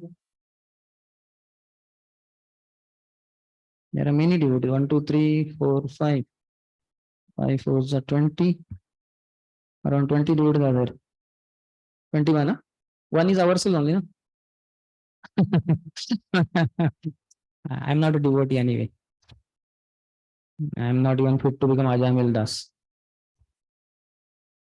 In their house, also, they will not entertain me. Okay, nobody has, so we don't have to force anyone to ask question. Okay. Respect only. See, actually, the first name we chanted, Hmm. that was self-sufficient to get him free. One place somewhere it is written, all the sinful activities of the past, the sinful reactions of the past life, all the sinful activities he performed as a Brahmin. All the sinful activities he performed after coming across that prostitute. And all the sins he was going to commit thereafter, all were eradicated with the first chanting of Narayan name only. Finished. And afterwards, then he was doing devotional service. Like that is the commentary by, I think, Vishwanath Shakti Thakur. Everything was over, but still he was chanting Narayana, Hmm. and still he was committing sinful action activity. Yeah. But that is not considered sinful in one sense. The reaction will not come. Because with the first chanting Narayan only, everything is wiped out. That sloka comes, na? By chanting one holy name, a person cannot commit as many sins as he can, you know, yeah, sakrut ucharanam. He cannot even think of committing. So that is the explanation. Okay, so third chapter, Yamaraj instructs his messengers.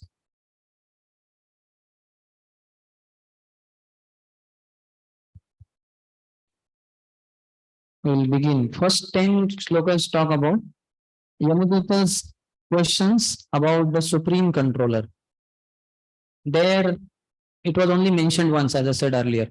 And then afterwards, the story continued. Ajamil's recognizing his mistake, repenting, rectifying, and reaching perfection, getting reinstated, recognizing, regretting, then what do you call? Rectifying, and then reinstating. All four were discussed there. But these Yamudutas who went to their master Yamraj, what happened? So that is coming in this chapter. So they ask questions to Yamaraj about the supreme controller. Shri Rajavacha Nishamya Devah Svabhatopavarnitam Pratyaha Kintanapi Dharmarajah Evam Hatagyo Vihatan Murare Naidvaishikairiyasya Vashe Janoyam. King Parikshit said, "O my lord, O Shukdev Goswami, Yamaraj is the controller of all living entities in terms of their religious and irreligious activities. But his order had been foiled. When his servants, the Yamadutas, informed him of their defeat by the Vishnudutas, who had stopped them from arresting Ajamil, what did he reply?" Vishwanath Thakur comments, he says, Yama teaches them the astonishing power of bhakti.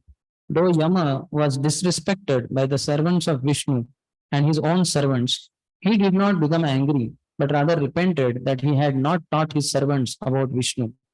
The third chapter confirms the statements of the servants of Vishnu through the mouth of Yamaraj. Whatever earlier Vishnudutas said, like they did not give any chance to Yamadutas, they had to go. So now here it will be reconfirmed in this question and answer session with Yamaraj, with his Yamadutas. The third chapter confirms the statements of the servants of Vishnu through the mouth of Yamaraj. It was mentioned in the last chapter that the servants of Yama told their master what had happened. Yamaraj asked and they replied. Parikshit then asks about this. The servants of Yama were obstructed by the order bearers of Vishnu. Thus, Yama's order was thwarted. Second, O great sage, never before has it been heard anywhere that an order from Yamaraj has been baffled. Therefore, I think that people will have doubts about this that no one but you can eradicate. Since that is my firm conviction, kindly explain the reasons for this event. Parikshit is about to die. He's so compassionate about conditioned soul. People will doubt Yamaraj, his order was never foiled. How this happened? Please speak, only you can clarify. Just see level of compassion.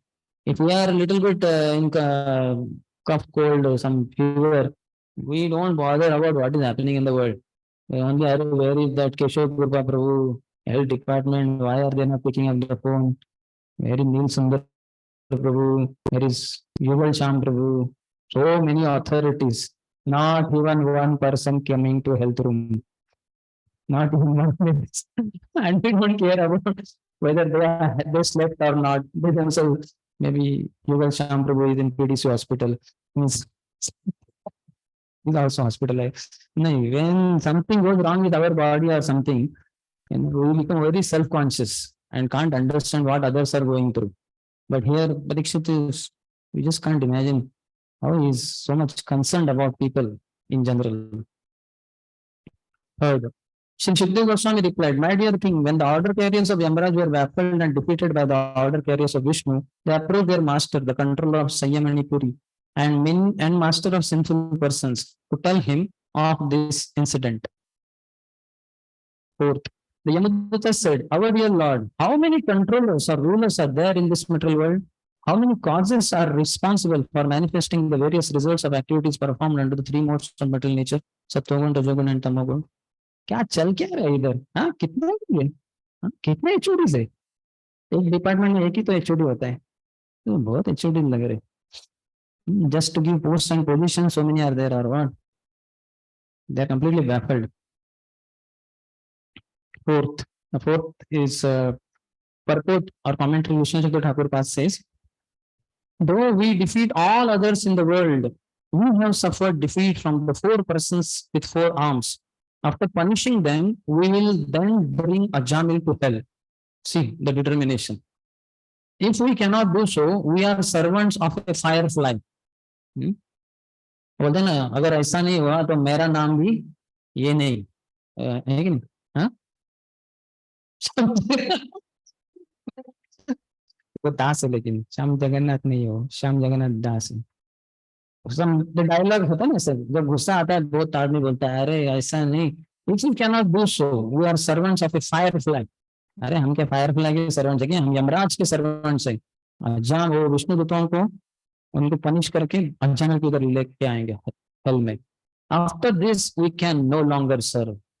Thinking in this way internally with choked syllables, they then challenged Yamaraj. So one class was given by Vishnu Dutas, two in the audience, one Ajamil, other Yamadutas, three Yamadutas. One perfected in life by renouncing everything of this world, going to Haridwar, practicing Krishna consciousness, going back to Godhead by sitting in an airplane, golden airplane. But here, these three, majority, three friends, you know why? No submission. Ajamil heard with submission, and these three, no. That thing, ये कहाँ से आठ टप के बीच में? That's why they are asking, अरे who they were? कौन है वो? How do you dare of them to stop us? Nobody has stopped us till now. All that. So we can see how it matters. What is the attitude while hearing? Attitude of submission is there. Unlimited progress can be made by one discourse, one class of 10-15 minutes or 20 minutes, half an hour. And otherwise, if submission is not there, how one will have so many questions? ऐसे कैसे बोला उन्होंने class में? ऐसे कैसे उत्तर दिया? हमें कुछ पूछने के उत्तर, they did not allow us to ask question. All these wrong attitudes don't lead to perfection. Like this, Yamaduta remained Yamadutas only after the class. The fifth one. If in this universe there are many rulers and justices who disagree about punishment and reward, their contradictory actions will neutralize each other, and no one will be punished or rewarded. Otherwise, if their contradictory acts fail to neutralize each other, everyone will have to be both punished and rewarded. Problem of many authorities. One authority should be there. So they are saying many authorities are there, then there will be problem. Prabhupada in purport says, according to our experience in the material world, a person punished in one court may appeal to another. Thus, the same man may be either punished or rewarded according to different judgments. We see that also. No? Sometimes in the lower court, it may be said that he should be punished like this. When he appeals in the higher court, high court somewhere, and their justice may be different. Okay, okay, not a big problem. Then in next paragraph, or little ahead, last towards the end, although Yamaraj under these circumstances was accused by both the Vishnudutas and the Yamadutas, he is perfect in administering justice because he is empowered by the Supreme Personality of Godhead. Asamna Doshaya. Though Vishnudutas said so many things, but they were really pointing out the mistakes of Yamadutas. They know Yamaraj is a great devotee and all that. This is pastime of the Lord that somehow Yamaraj doesn't know all these things happen, and that's how the glories of the holy name are extolled. Vishnu Thakur Pad says, if there are many controllers, what is the problem? There are two results for action, hell, mrityu, and heaven, amrutam. Among all the rulers who desire to give these two results, which one will award these results? If there is disagreement, then no one will award results, since opposite results will be awarded. Disagreement, one will say hang him, other will say reward him. So no one will give no result only. If somehow there is agreement, there will be no question of who awards the results, but all will award results since they are all in agreement. And then again there is a problem since the award cannot be given many times. एक बार ही award देना है, many will give, they all agree, इनको award देना है. So problem of multiple authorities, that is the discussion. Sixth one, the Yamadutas continued, since there are many different karmis or workers, there may be different judges or rulers to give them justice. But just as one central emperor controls different departmental rulers, there must be one supreme controller to guide all the judges. Seventh, the supreme judge must be one, not many. It was our understanding that you are that supreme judge and that you have jurisdiction even over the demigods. Our impression was that you are the master of all living entities, the supreme authority who discriminates between the pious and impious activities of all human beings. So therefore, something like that one authority. Here they are feeling many authorities are there, but they are not knowing that there are not many authorities, one authority only. And all others are in line with that authority. Yamaraj, Vishnu Dutas, they're all aligned with Super Soul or Supreme Lord. But Yamadutas don't know. They have not got higher knowledge. So that's why they are saying that all this is troublesome, confusing. Let's have one authority only. Eighth one. But now we see that the punishment ordained under your authority is no longer effective, since your order has been transgressed by four wonderful and perfect persons. That also they understand. They are wonderful and perfect persons. Ninth. We were bringing the most sinful Ajamil toward the hellish planets, following your order. When those beautiful persons from Siddhalok forcibly cut the knots of the ropes with which we were arresting him. Vishnu Thakur writes, this verse explains how it happened. If you, the controller, can bring those four persons here and punish them, then our fire of grief will be extinguished. So this simultaneous appreciation for Vishnu Dutas for their beauty, power, etc.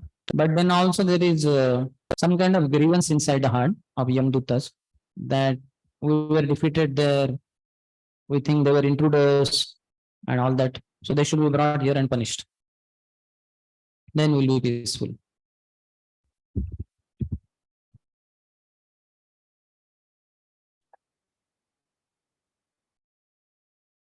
In this shloka, it was mentioned that this is like one Sanskrit word comes, it is Tava Adeshat, means by your order. Like Yamraj, Nice one. yeah. So the Yamraj has given order to bring the Ajamel. How Yamraj can say like this? Mhm. What happens now?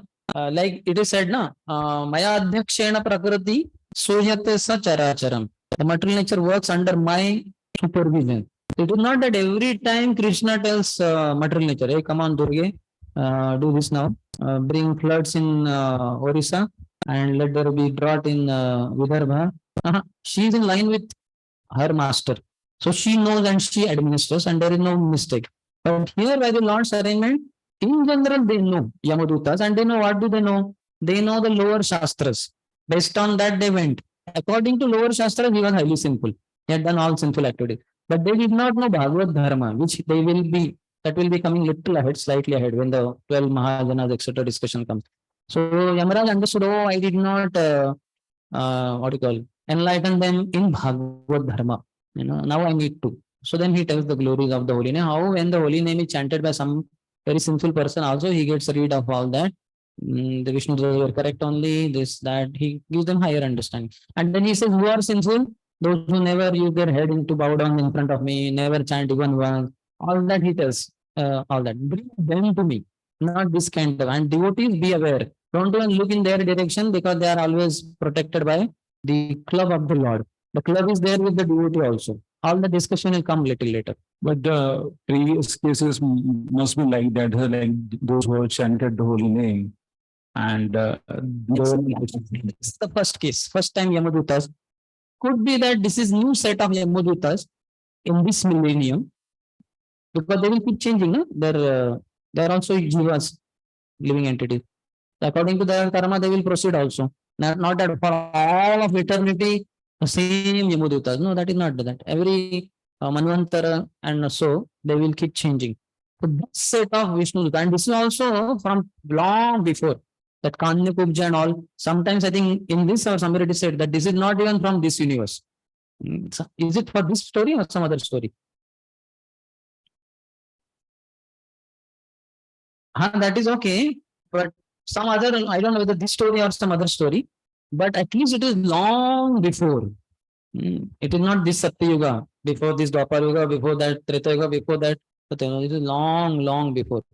So these Yamadutas were not enlightened till then. Now he will enlighten them soon, like that. So in general, referring to Dharma Shastra, that is ahead. Similarly, Arjun also, if you see in the first chapter, apparently for our sake, he is only referring Dharma Shastra, Artha Shastra, Disha. They're all lower Shastras. He is correct, perfect, according to those lower Shastras. But Krishna gives highest Shastra, Paro Dharma, Sanatana Dharma, that is to surrender to him. And he says, this should be killed, all these people. What Arjun is saying is true from lower dharmas, like Matru Deva Bhava, Pitru Deva Bhava, all that is perfect according to lower dharma. But according to Bhagavatam, na kinkaro nayam runicha rajan, na saratmanaya sharanam sharanam gato mukundam parittu kartam, or pitana sasya, jananina sasya. One can give up his mother, father if they are not devotees, this, that. So lower dharma talks about this, higher dharma talks about that. And that's how Bhagavatam, what is that? Dharma projita kaitavatra paramo kicks out all lower dharma. In conflict?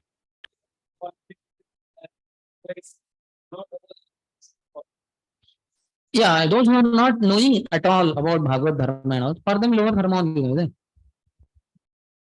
That which matches with the Bhagavad Dharma, that is acceptable. Just like I said, Matru Deva Bhava Pitru Bhava. But if the mother and father are not leading to Krishna, they should be given up. Like this one, Bharat gave up Kaikai. He said, right now on the spot, I will kill you.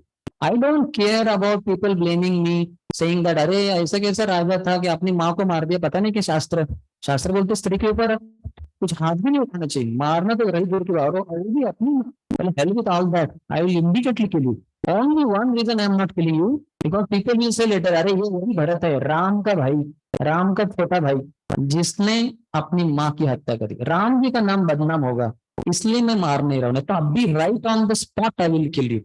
Bharat says that. And Prahlad, we have right away example. He is taking the garland not for the dead body of his father, for Narsimha Dev. And he is not bothered about the dead body of his father should receive some garland at the earliest. He is not worried at all. So one should follow Bhagavad Dharma. One who knows Bhagavad Dharma, no question of going for any other lower dharma. For those who don't know what other option is there, for them that is only the one. Conducive for practice of Bhagavad Gita when people follow like Manu Samhita is a This is fine. If not, hell with it. No question of bothering about it. No yeah, question. because like what happens sometimes even when it is not needed to be given up, people Manu Samhita, let's say, because it has the dealings between how like family, how the dealing should be. It's part of the Manu Samhita. Yeah, but if you are knowing Bhagavad Dharma, you know all other, everything is included in that. Especially that which is perfectly in line with service to Lord and pleasure of the Lord. If it is not leading to that, what is the use of that lower dharma?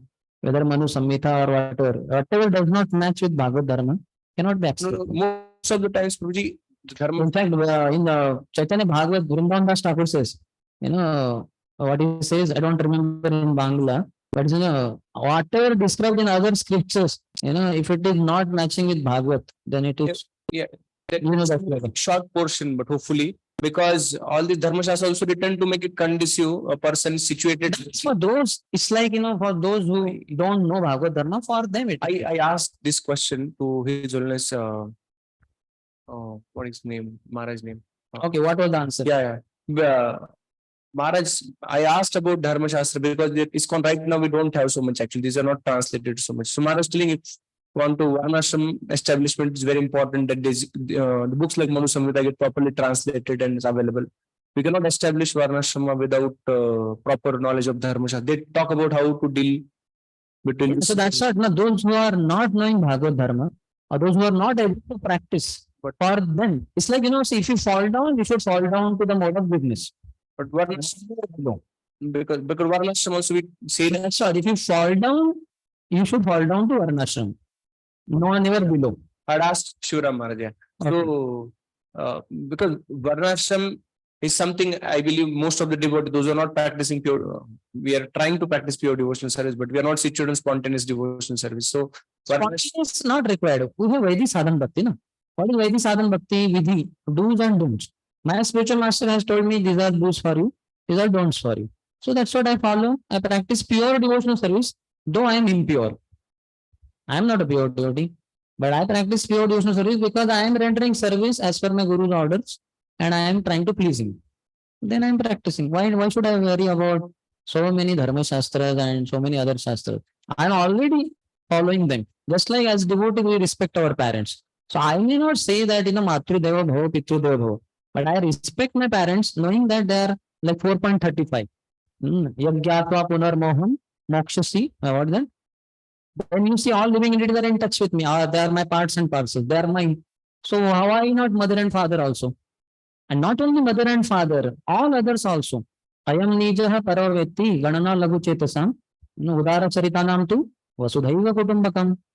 Everybody, all elderly persons, males are my fathers, and all elderly ladies are my mothers.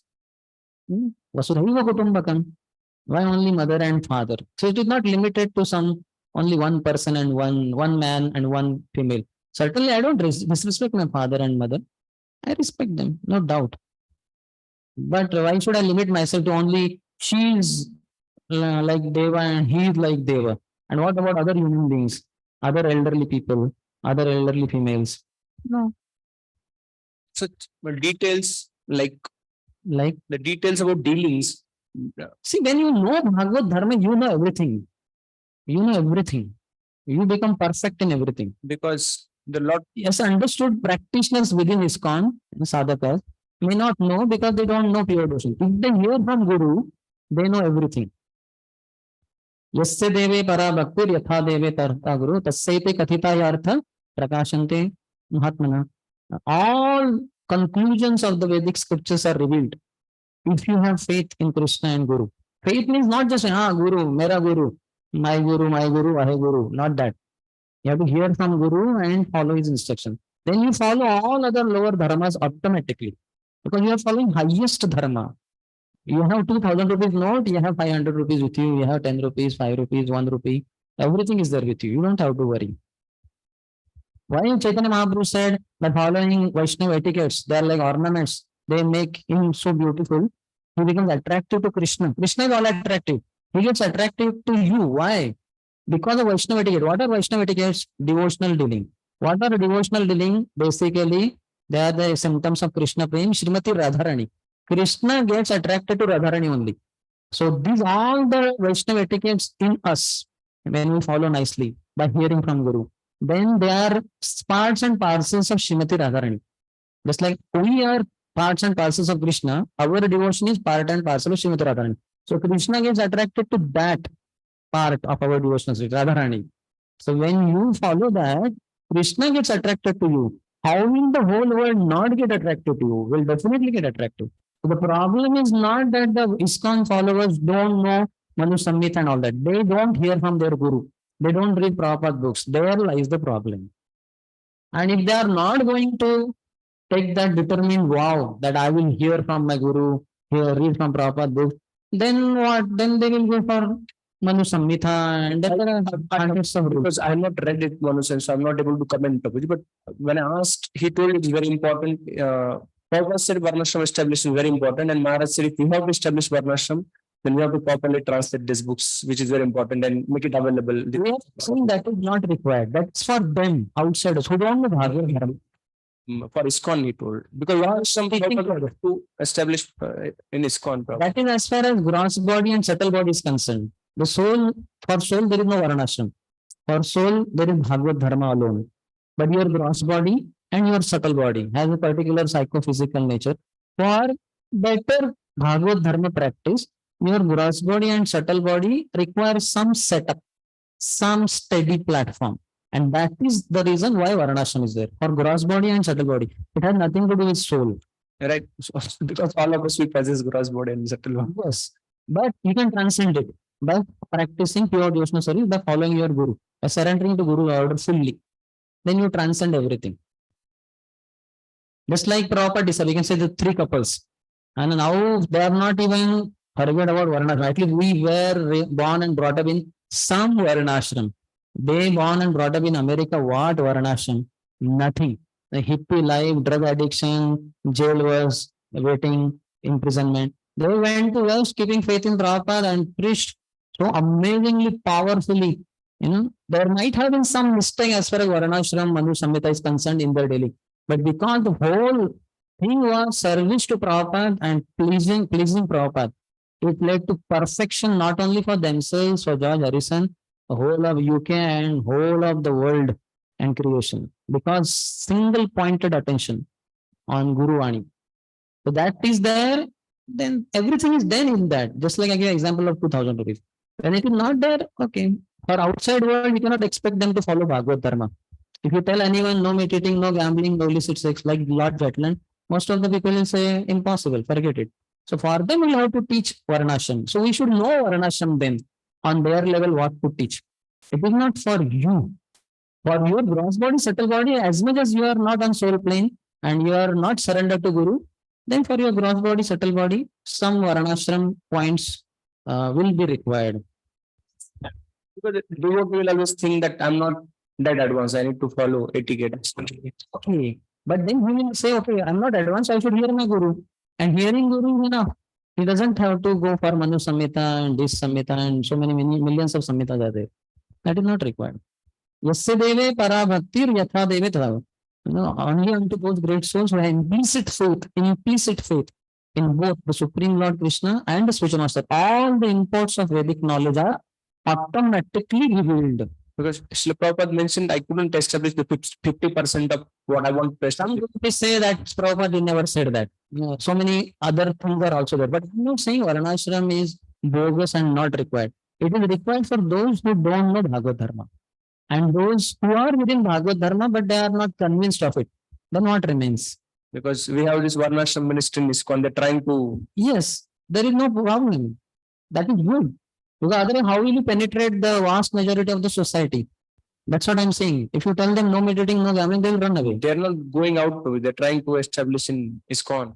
That is a what you call a role model for others to follow. And within ISKCON, see, we are also gone away from Vedic life. In a sense, natural living is not there. So, as much as possible, like for Lord also, we should have natural flowers. Now we are offering synthetic flowers. In a sense, all that, with fertilizers, etc. So we can have our own garden. So then that's where that so-called Varnashram comes. But that is also not Varnashram. When it is to follow Guru's order, then it is appearing like Varnashram, but it is pure devotional service. Did not Ramanujacharya send Anantacharya to Tirumala Hills for growing garden? It looks like this is Varnashram. This is not Varnashram at all. This is pure devotional service. Pure devotional service, Patram Pushpam Phalam Toyam. Good flowers should be offered to Lord Tirupati, Balaji. So there should be garden. Garden was not there. So he was sent. Somebody had to go. In addition to this point only, so in 1972 onwards, Srila Prabhupada started talking about the Varnashram and the need of the Varnashram. Because he saw that many of his disciples were not following. We have already discussed to the degree of our soul plane, to the degree we are identifying with the gross body and subtle body, it is required. And we sadhakas, we are not pure devotees. So to that extent, it will be required.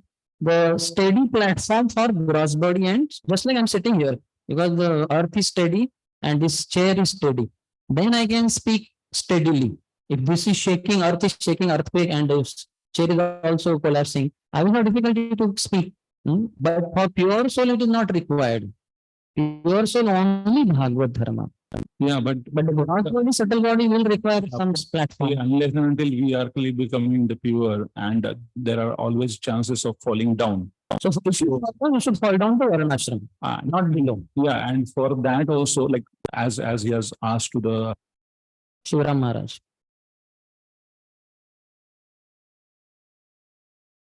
Hare Krishna.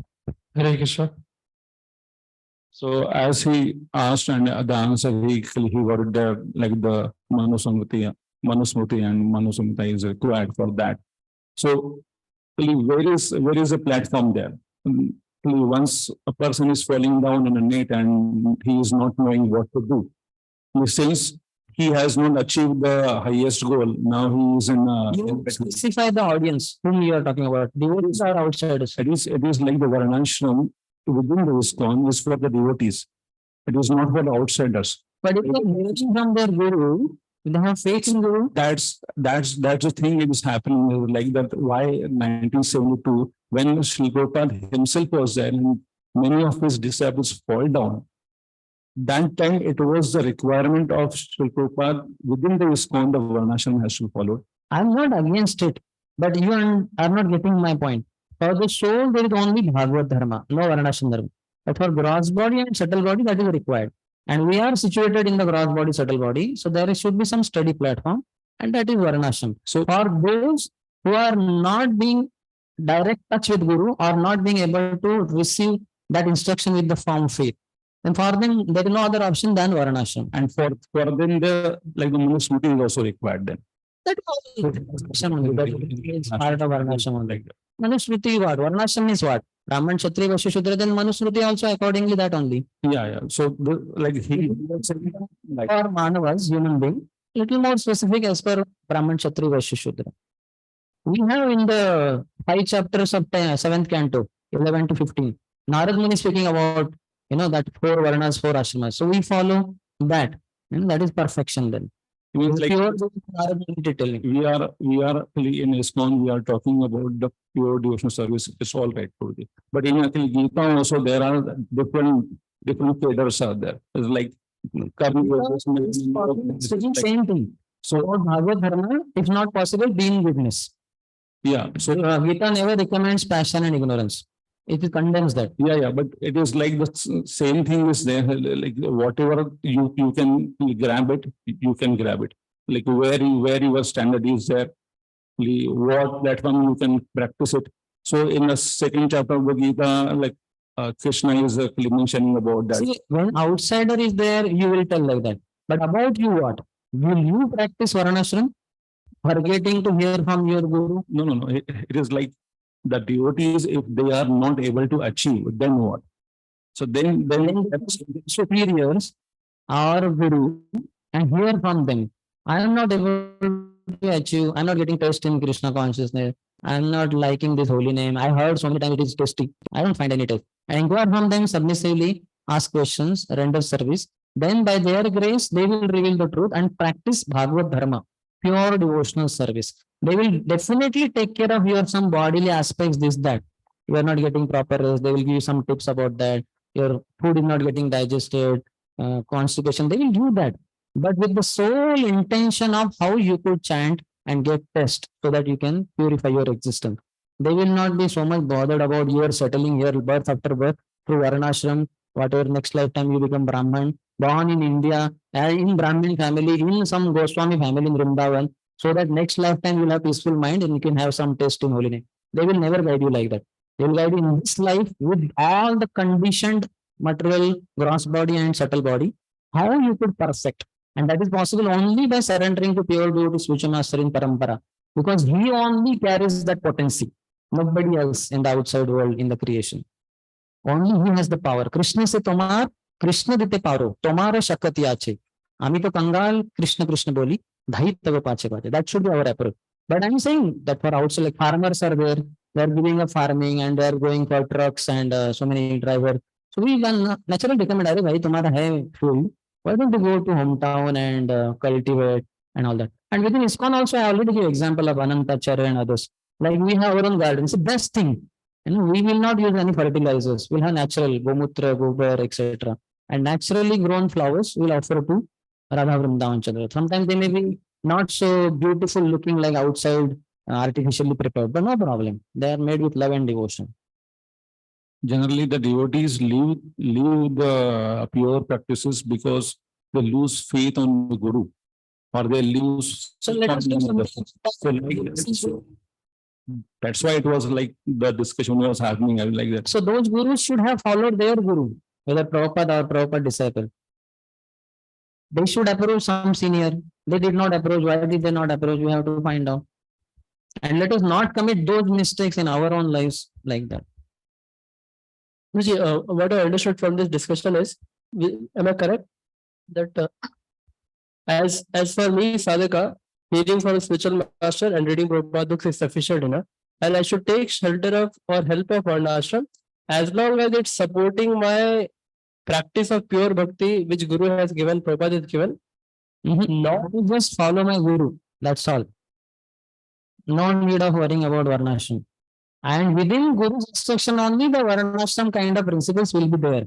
But they don't take Varnashram, just like our bhoga, our prasadam, it looks like outside material food only.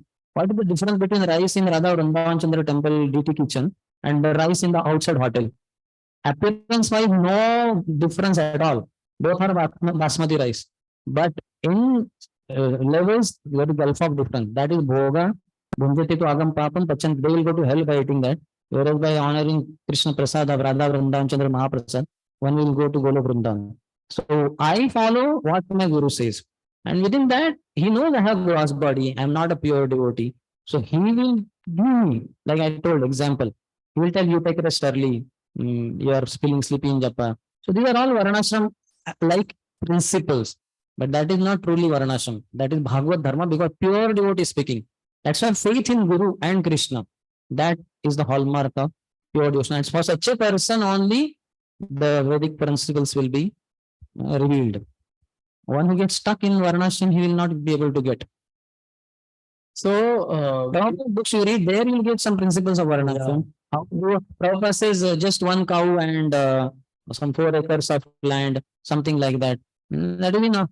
So those grihasthas who could switch over, could keep faith in Prabhupada's words, they can give up their software jobs in city, go to some place like Vella and other, and have just small land and cultivate and live life in goodness and practice principles given by Prabhupada. and also, Prabhuji, the system in ISKCON itself is also Varnashram, no? That brahmacharis are there, grihasthas are there. Everything is there. Only thing Prabhupada did not get time in 12 years. How can you set up the whole, see, we all were like, that so chuhe khake balli chale hajko. We can see how much degraded we became from culture and all that. So we went away from Varnashram Dharma. So for us to practice Krishna consciousness is otherwise difficult. But to the degree we have faith in Guru and Krishna, follow the Guru's words, then Varnashram told by Guru is my pure Bhagavad Dharma. We will not get much into it. Otherwise, all Varnashram, Varnashram, Varnashram. And what Separately bother about this other No. varnashram. I don't worry at all. I worry only what my Guru says. And That's all. yes. Simple. And in my Guru statement, he knows I have gross body. I'm not a pure devotee. That is Bhagavad Dharma and that is sufficient. Yeah, that's all. But I'm not here to offend anyone. Anand Prabhu, Toshan Mahaprabhu. Only the point of what I'm stressing, I don't know whether you are getting, but we'll not get further into that. We'll go ahead now. Whether I'm out Just one minute, bro.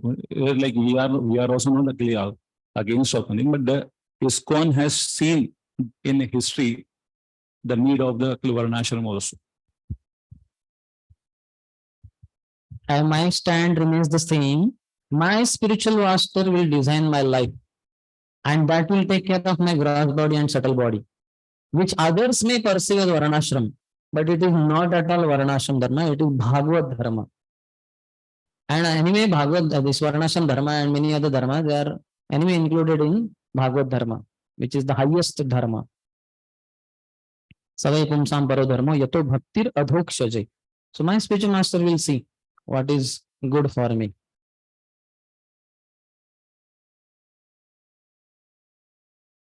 Okay, Hare Krishna. Let us proceed and complete the syllabus also. Where were we? The 10th, I think, 9th.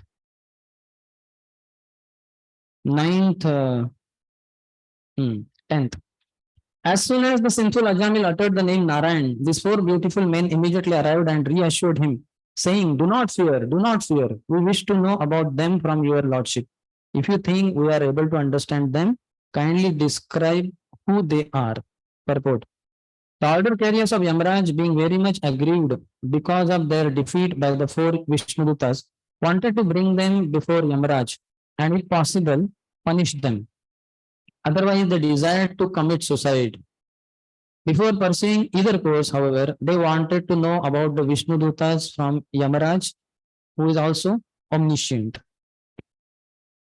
In the commentary, Vishnu Chakra Thakur says, they have gone back to the abode of their master. Who can bring them so I can punish them? That is the question. We want to know about them from you. Since you have great knowledge, whose servants are they? Where do they reside? We will bring them here. If you think it beneficial, then tell us. Otherwise, we will die, not being able to tolerate defeat. Please tell me what they did so I can understand who they are. They were very bold. They said to that sinful person, do not fear. How improper this is. So till now, Yamaraj also was a little confused. Who were the ones who objected my servants' activities? But in the 10th verse, it is revealed clearly by Yamadutas only. Narayaneti Abhihite. When that sinful Ajamil uttered the name Narayan, these four beautiful men are. So then Yamaraj is very clear. Oh, they must be Vishnu Dutas.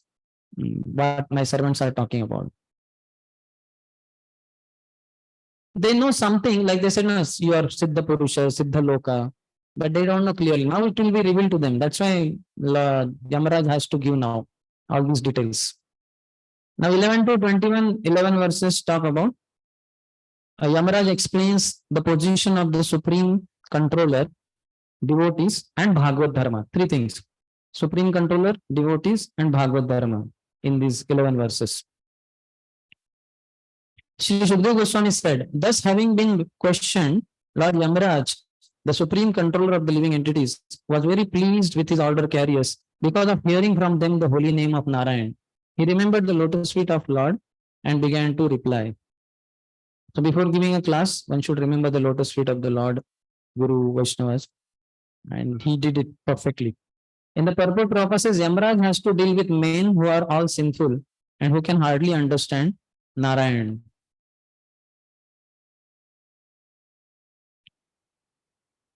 Even Yamadutas are also not so special. They are not like pure devotees. They are not even devotees. They are karma kand followers. But their greatest fortune is they have Yamaraj, who will enlighten them now. 12th one is talking about Supreme Lord, is the supreme controller above Yamaraj himself. He says above me and above demigods. Yamaraj said, my dear servants, you have accepted me as the supreme, but factually I am not. Above me and above all the other demigods, including Indra and Chandra, is the one supreme master and controller. The partial manifestations of his personality are Brahma, Vishnu, and Shiva, who are in charge of the creation, maintenance, and annihilation of this universe. He is like the two threads that form the length and breadth of a woven cloth. The entire world is controlled by him, just as a bull is controlled by a rope in its nose. Raghu.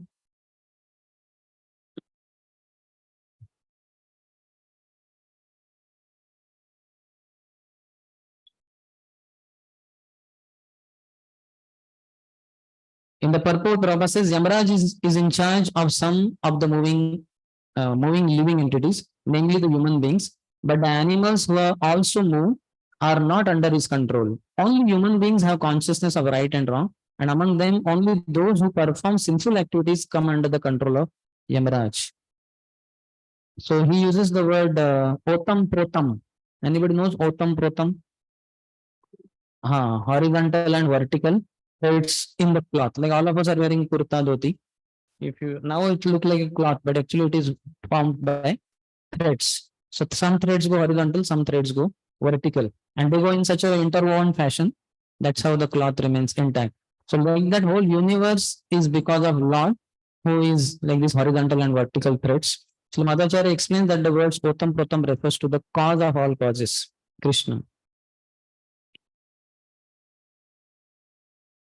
In the purport, Srila Vishnu Thakur Pad says, you are great offenders. What nonsense you are speaking. Hear the truth. There is a controller superior to me. Though you think I am the controller. He is superior to all the devatas as well. I am the Lord only of those moving beings who commit sin. But I am his servant.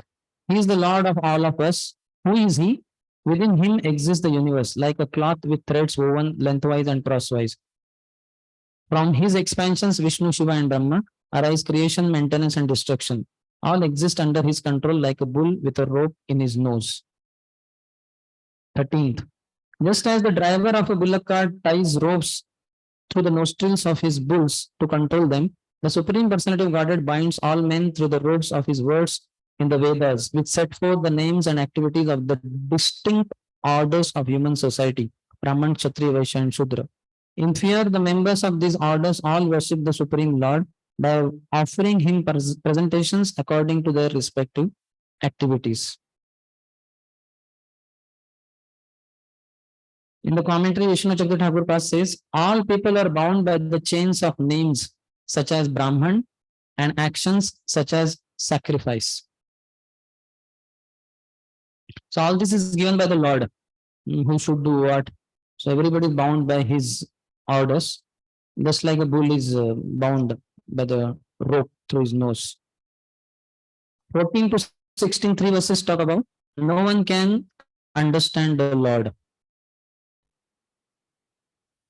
14 and 15 say, I, Yamraj, Indra, the king of heaven, Nirutti, Varuna, Chandra, the moon god, Agni, Lord Shiva, Pavana, Lord Brahma, Surya, the sun god, Vishwasu, the 8 Vasus, the Sadhyas, the Maruts, the Rudras, the Siddhas, and Marichi, and the other great rishis engaged in maintaining the departmental affairs of the universe, as well as the best of the demigods headed by Brahaspati, and the great sages headed by Bhrigu, are all certainly freed from the influence of the two base material modes of nature, namely passion and ignorance. Nevertheless, although we are in the mode of goodness, we cannot understand the activities of the Supreme Personality of Godhead. What then is to be said of others who, under illusion, merely speculate to know God?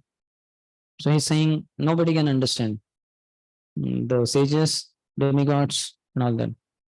In the purport, after 3 lines, Prabhupada says, even those in the mode of goodness, like the many demigods and great rishis described in these verses, cannot understand the activities of the Supreme Personality of Godhead.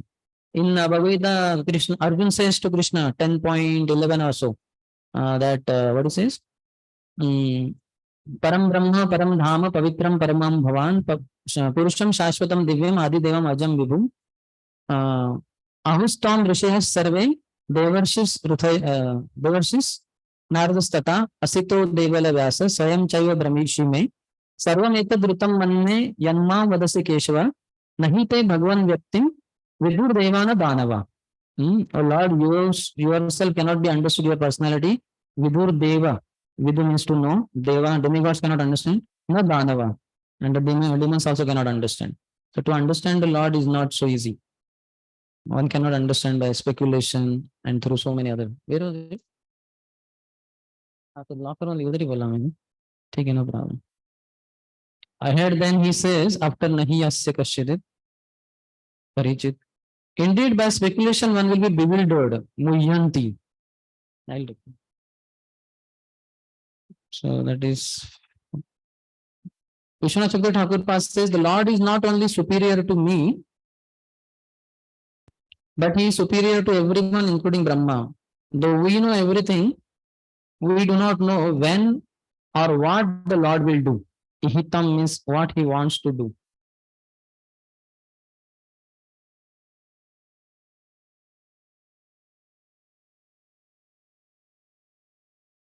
He quotes 1916, which Prabhupada has quoted, I think. O king, no one can understand the plan of Krishna because even those engaged in reasoning and scripture are bewildered by that inquiry.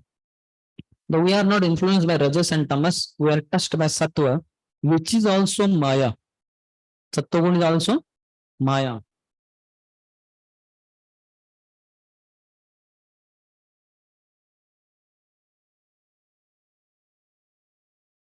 That's why the other day when I asked His Grace Kamal Lochan Prabhu, if you remember, after his class, that Tada Rajas Tamo Bhava Kama Loba Edashin Sitam Satve Prasidati and all. So that is not mundane goodness, what people outside may glorify. That is the stages of bhakti. There, Vishnu Thakur says around 14 stages are there, I think, apart from the 9 we know, that Shraddha and all that. So there he says that. So this is different. That is by devotee's grace, that Sattvagun is different. Otherwise, this mundane Sattvagun is also Maya. That's what Yamaraj is saying.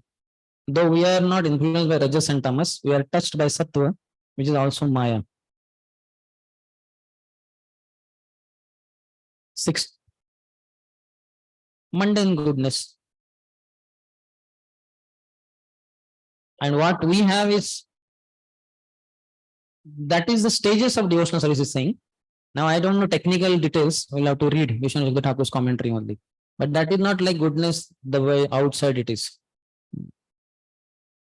The outside goodness, Sukham and Jnanam and all that. Not like perfection, but on the way there. Because it is coming by approaching spiritual master. Nityam Bhagavata Seva, Grantha Bhagavat, Vyakti Bhagavat. Then Rajas Tamas influences will go. One will be situated in the mode of goodness. So this goodness is not that outside goodness. Sattvagun.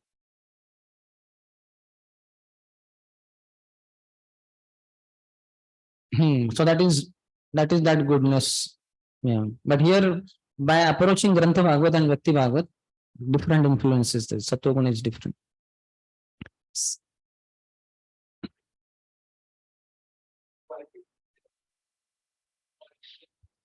I can't hear you properly.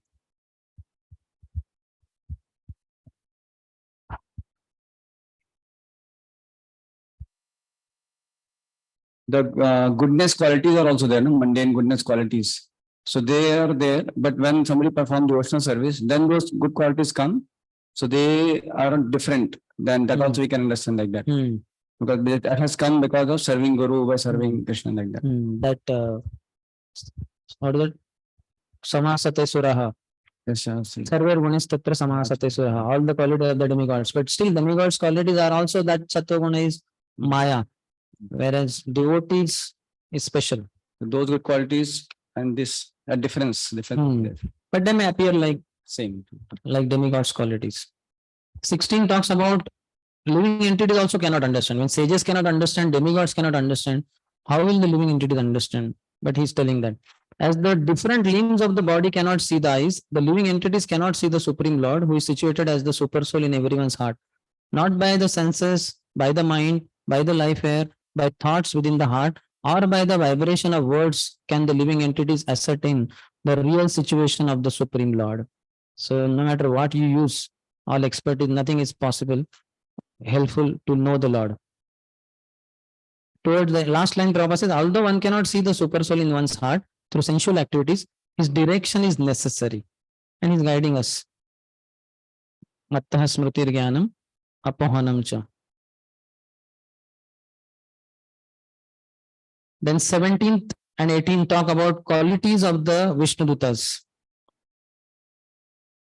as told by Yamaraj. The Supreme Personality of Godhead is self-sufficient and fully independent. He is the master of everyone and everything, including the illusory energy.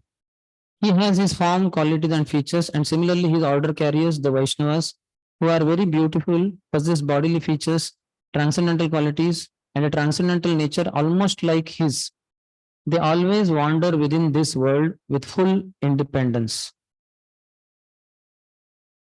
So Prabhupada uses the word encounter. I was reminded of Yogi has a lot of encounters, it seems. So Yamadutas had encounter with, or whatever you call, Vishnu Dutas. In Prabhupada words, Yamaraj was describing the Supreme Personal Godhead, the Supreme Controller, but the order carriers of Yamaraj were very eager to know about the Vishnu Dutas who had defeated them in their encounter with Ajamil. Like that. And last line, since Vishnu is above Yamaraj, the Vishnu Dutas are above the Yamadutas. Haribol.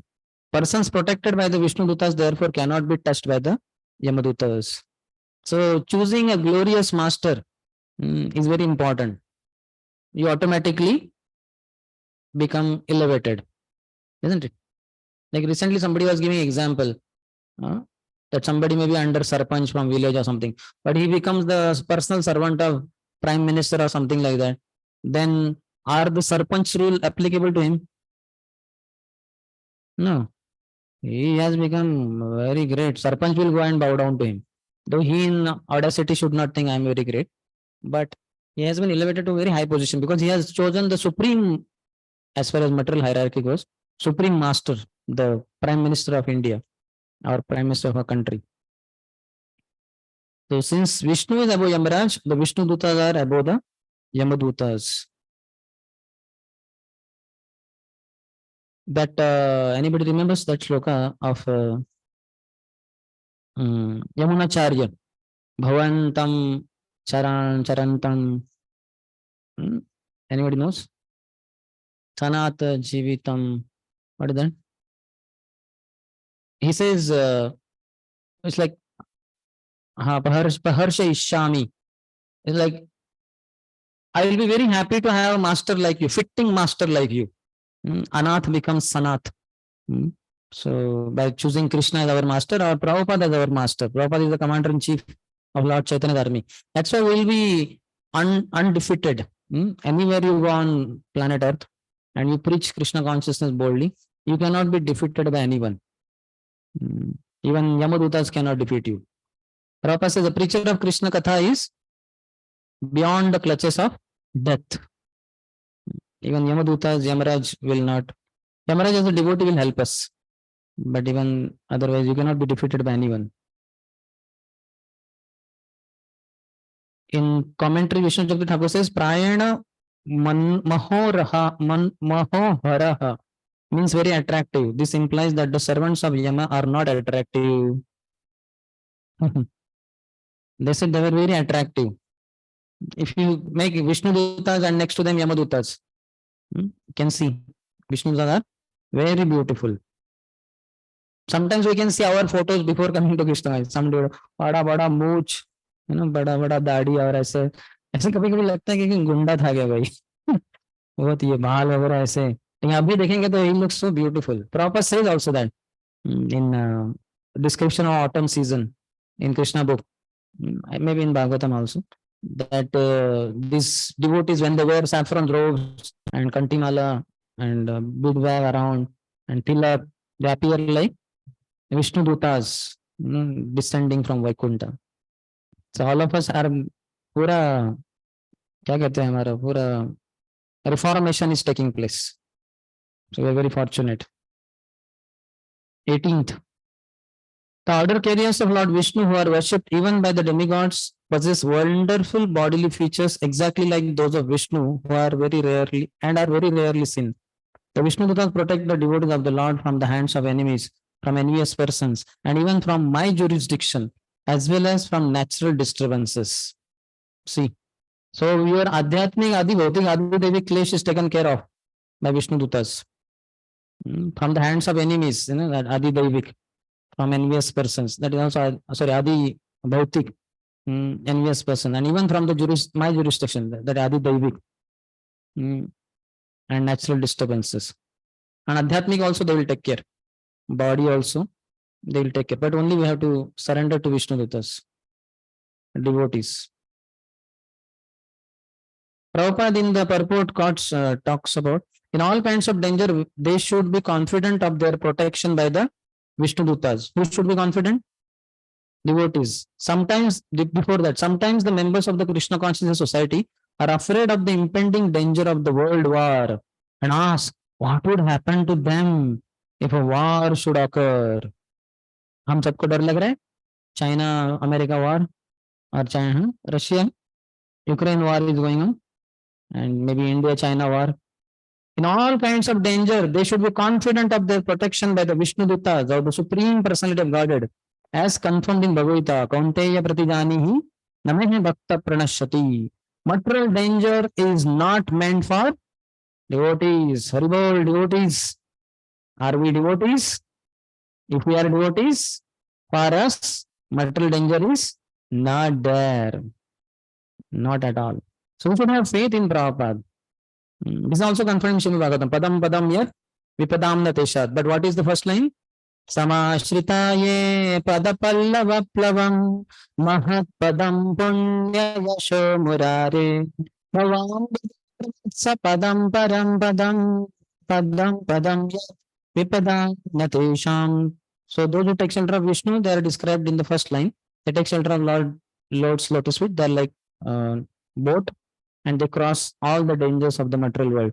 But for others, for them, the whole of material ocean gets reduced to the size of water contained in calf's footprint. What is there to cross that small puddle of water? Even a child can cross. But otherwise, material world is padam padam yat vipadam natin. At every step, there is danger. So for devotee, there is no danger. Name bhakta pranashyati. That's why we have to practice pure devotional service, taking firm shelter. Aham tarishyami mukunda duranta param tamo mukunda shaiva yaiva. That sannyas mantra. Who said? Avanti Brahman. That I will cross beyond this ocean of birth and death by taking firm shelter of the lotus feet of the Lord. So we have to have that faith and practice. Vishwanath Thakur Pad says, "Oh fools, they are worshipped even by the Devtas, whereas you are not worshipped by anyone." कैसे बोल रहे हैं महाराज? You have offended them. They protect the devotees from me. How low I am. He is so humble also. मैं भी इतना कमी ना हूँ, devotees को ये करता हूँ, लेकिन Vishnu दूतास protect devotees from me also. How low I am. So अच्छा है, मास्टर को डांटना भी चाहिए अपने सर्वेंट्स को. 19th. धर्मम तो साक्षात भगवत प्रणीतम न वै विदुर्षयो नापि देवः न सिद्ध मुख्या असुरा मनुष्यः कुतो न Vidyadhar चारणादयः. Real religious principles are enacted by the Supreme Personality of Godhead. Although fully situated in the mode of goodness, even the great rishis who occupy the topmost planets cannot ascertain the real religious principles, nor can the demigods or the leaders of Siddhalok, to say nothing of the asuras, ordinary human beings, Vidyadharas and Charanas. So only Lord, Dharmantu Sakshat Bhagavad Pranitam. Prabhupada directly takes to Sarva Dharman Parityajya. If you see second paragraph. The real religious principle is that which is given by the Supreme Personal Godhead. That principle is stated in Bhagavad Gita, Sarva Dharman Parityajya, Aham Ekam Sharanam Vraja. One should give up all other duties and surrender unto the lotus feet of Krishna. That is the real religious principle everyone should follow. Even though one follows Vedic scriptures, one may not know this transcendental principle, or it is not known to everyone. To say nothing of human beings, even the demigods in the upper planetary systems are unaware of it. So Prabhupada takes us to direct highest only. And in the commentary, Vishwanath Chakravarti says, if they protect the devotees, why are they favoring adharma? Yamadutas are asking. How can fools like you understand the truth about dharma? Even great sages cannot understand. So Yamaraj is chastising his followers. Now 19 to 20, the link is, if no one ascertains dharma, then what is the proof of its existence? Is there anyone who knows this principle? So in answer, that 12 Mahajanas, 20 and 21. Please repeat. Swayambhu Naradaha Shambhu Kumaraha Kapilo Manuhu Prahlado Janako Bhishmo Balirvaya Sakirvayam Dvadashaite Vijanimo Dharmam Bhagavatam Bhataha Guhyam Vishuddham Durvadham Yam Gyatva Mritumashnute. Lord Brahma, Bhagavan Narada, Lord Shiva, the four Kumaras, Lord Kapila, the son of Devati, Swayambhuva Manu, Prahlad Maharaj, Janak Maharaj, grandfather Bhishma, Bali Maharaj, Shukdev Goswami, and I myself know the real religious principle. My dear servants, this transcendental religious principle, which is known as Bhagavad Dharma, or surrender unto the Supreme Lord and love for Him, is uncontaminated by the material modes of nature. It is very confidential and difficult for ordinary human beings to understand, but if by chance one fortunately understands it, he is immediately liberated, and thus he returns home back to Godhead. So Bhagavad Dharma is known only by 12 Mahajanas.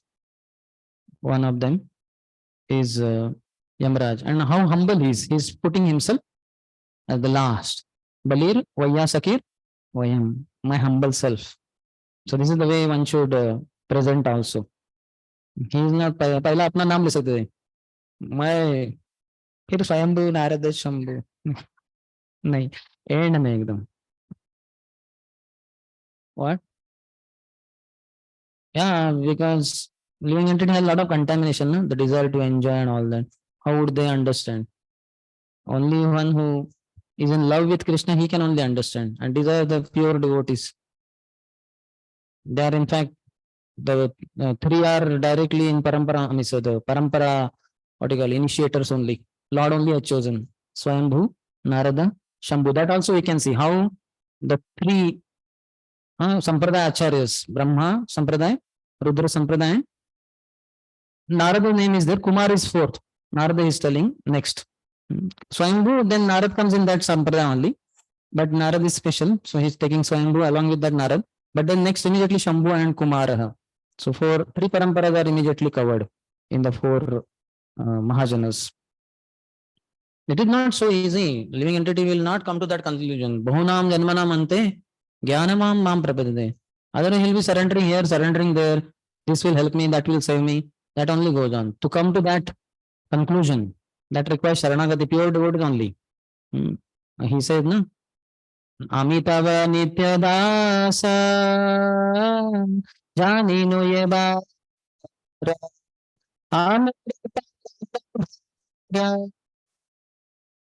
ekhona toma bada dukha pachi swatantra dukha de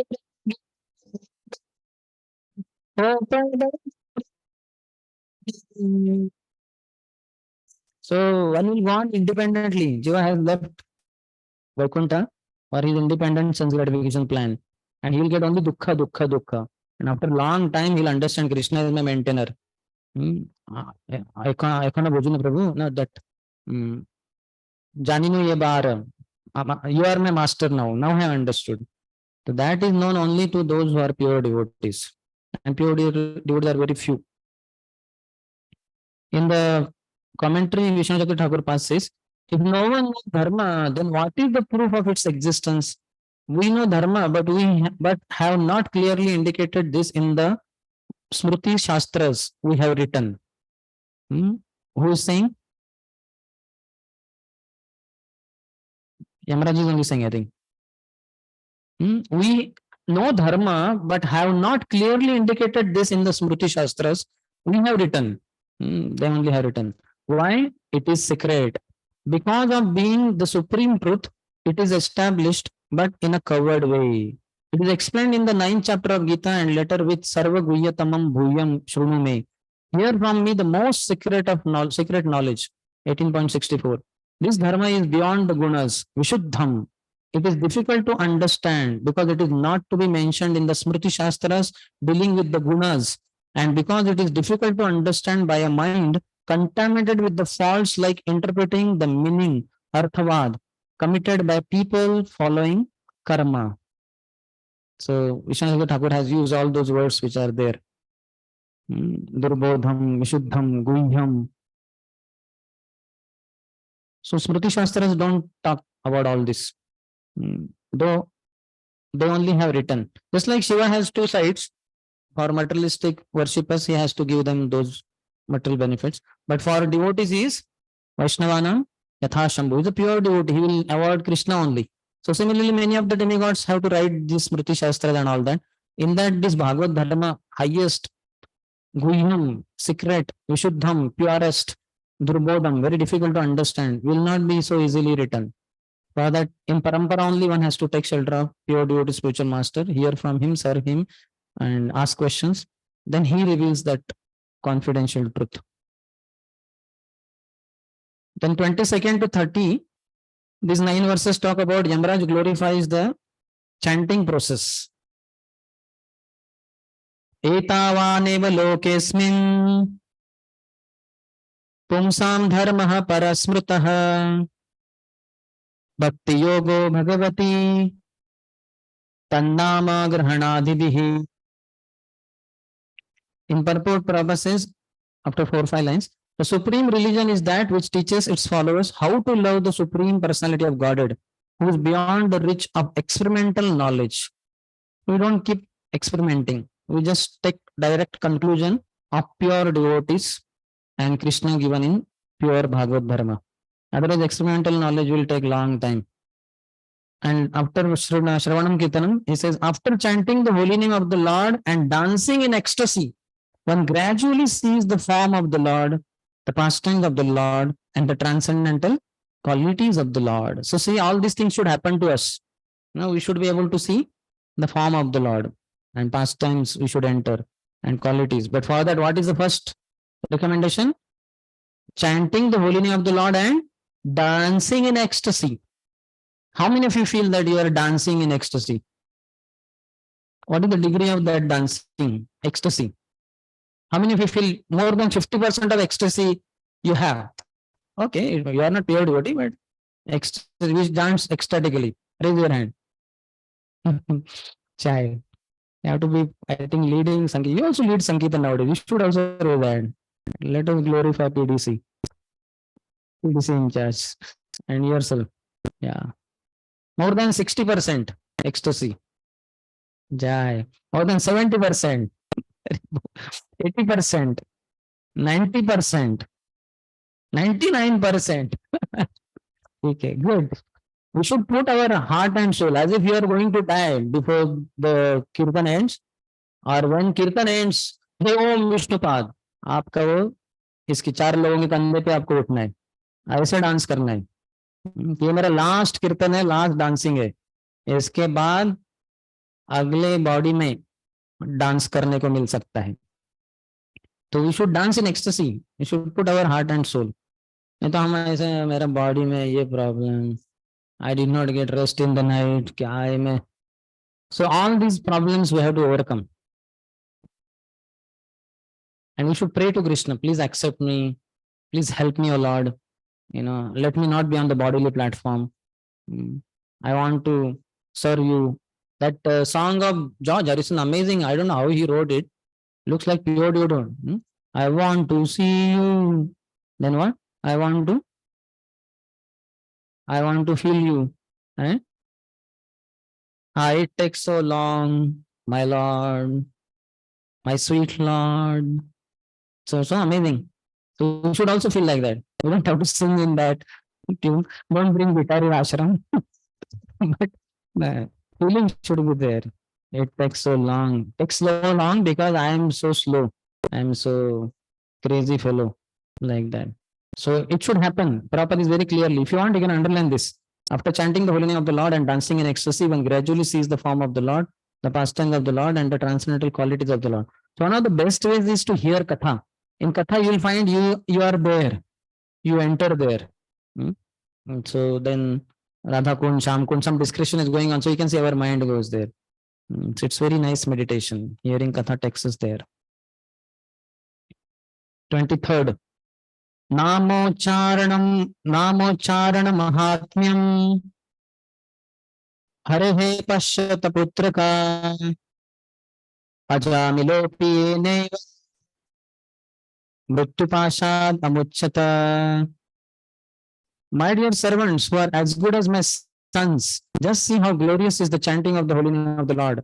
The greatly sinful Ajamil chanted only to call his son, not knowing that he was chanting the Lord's holy name.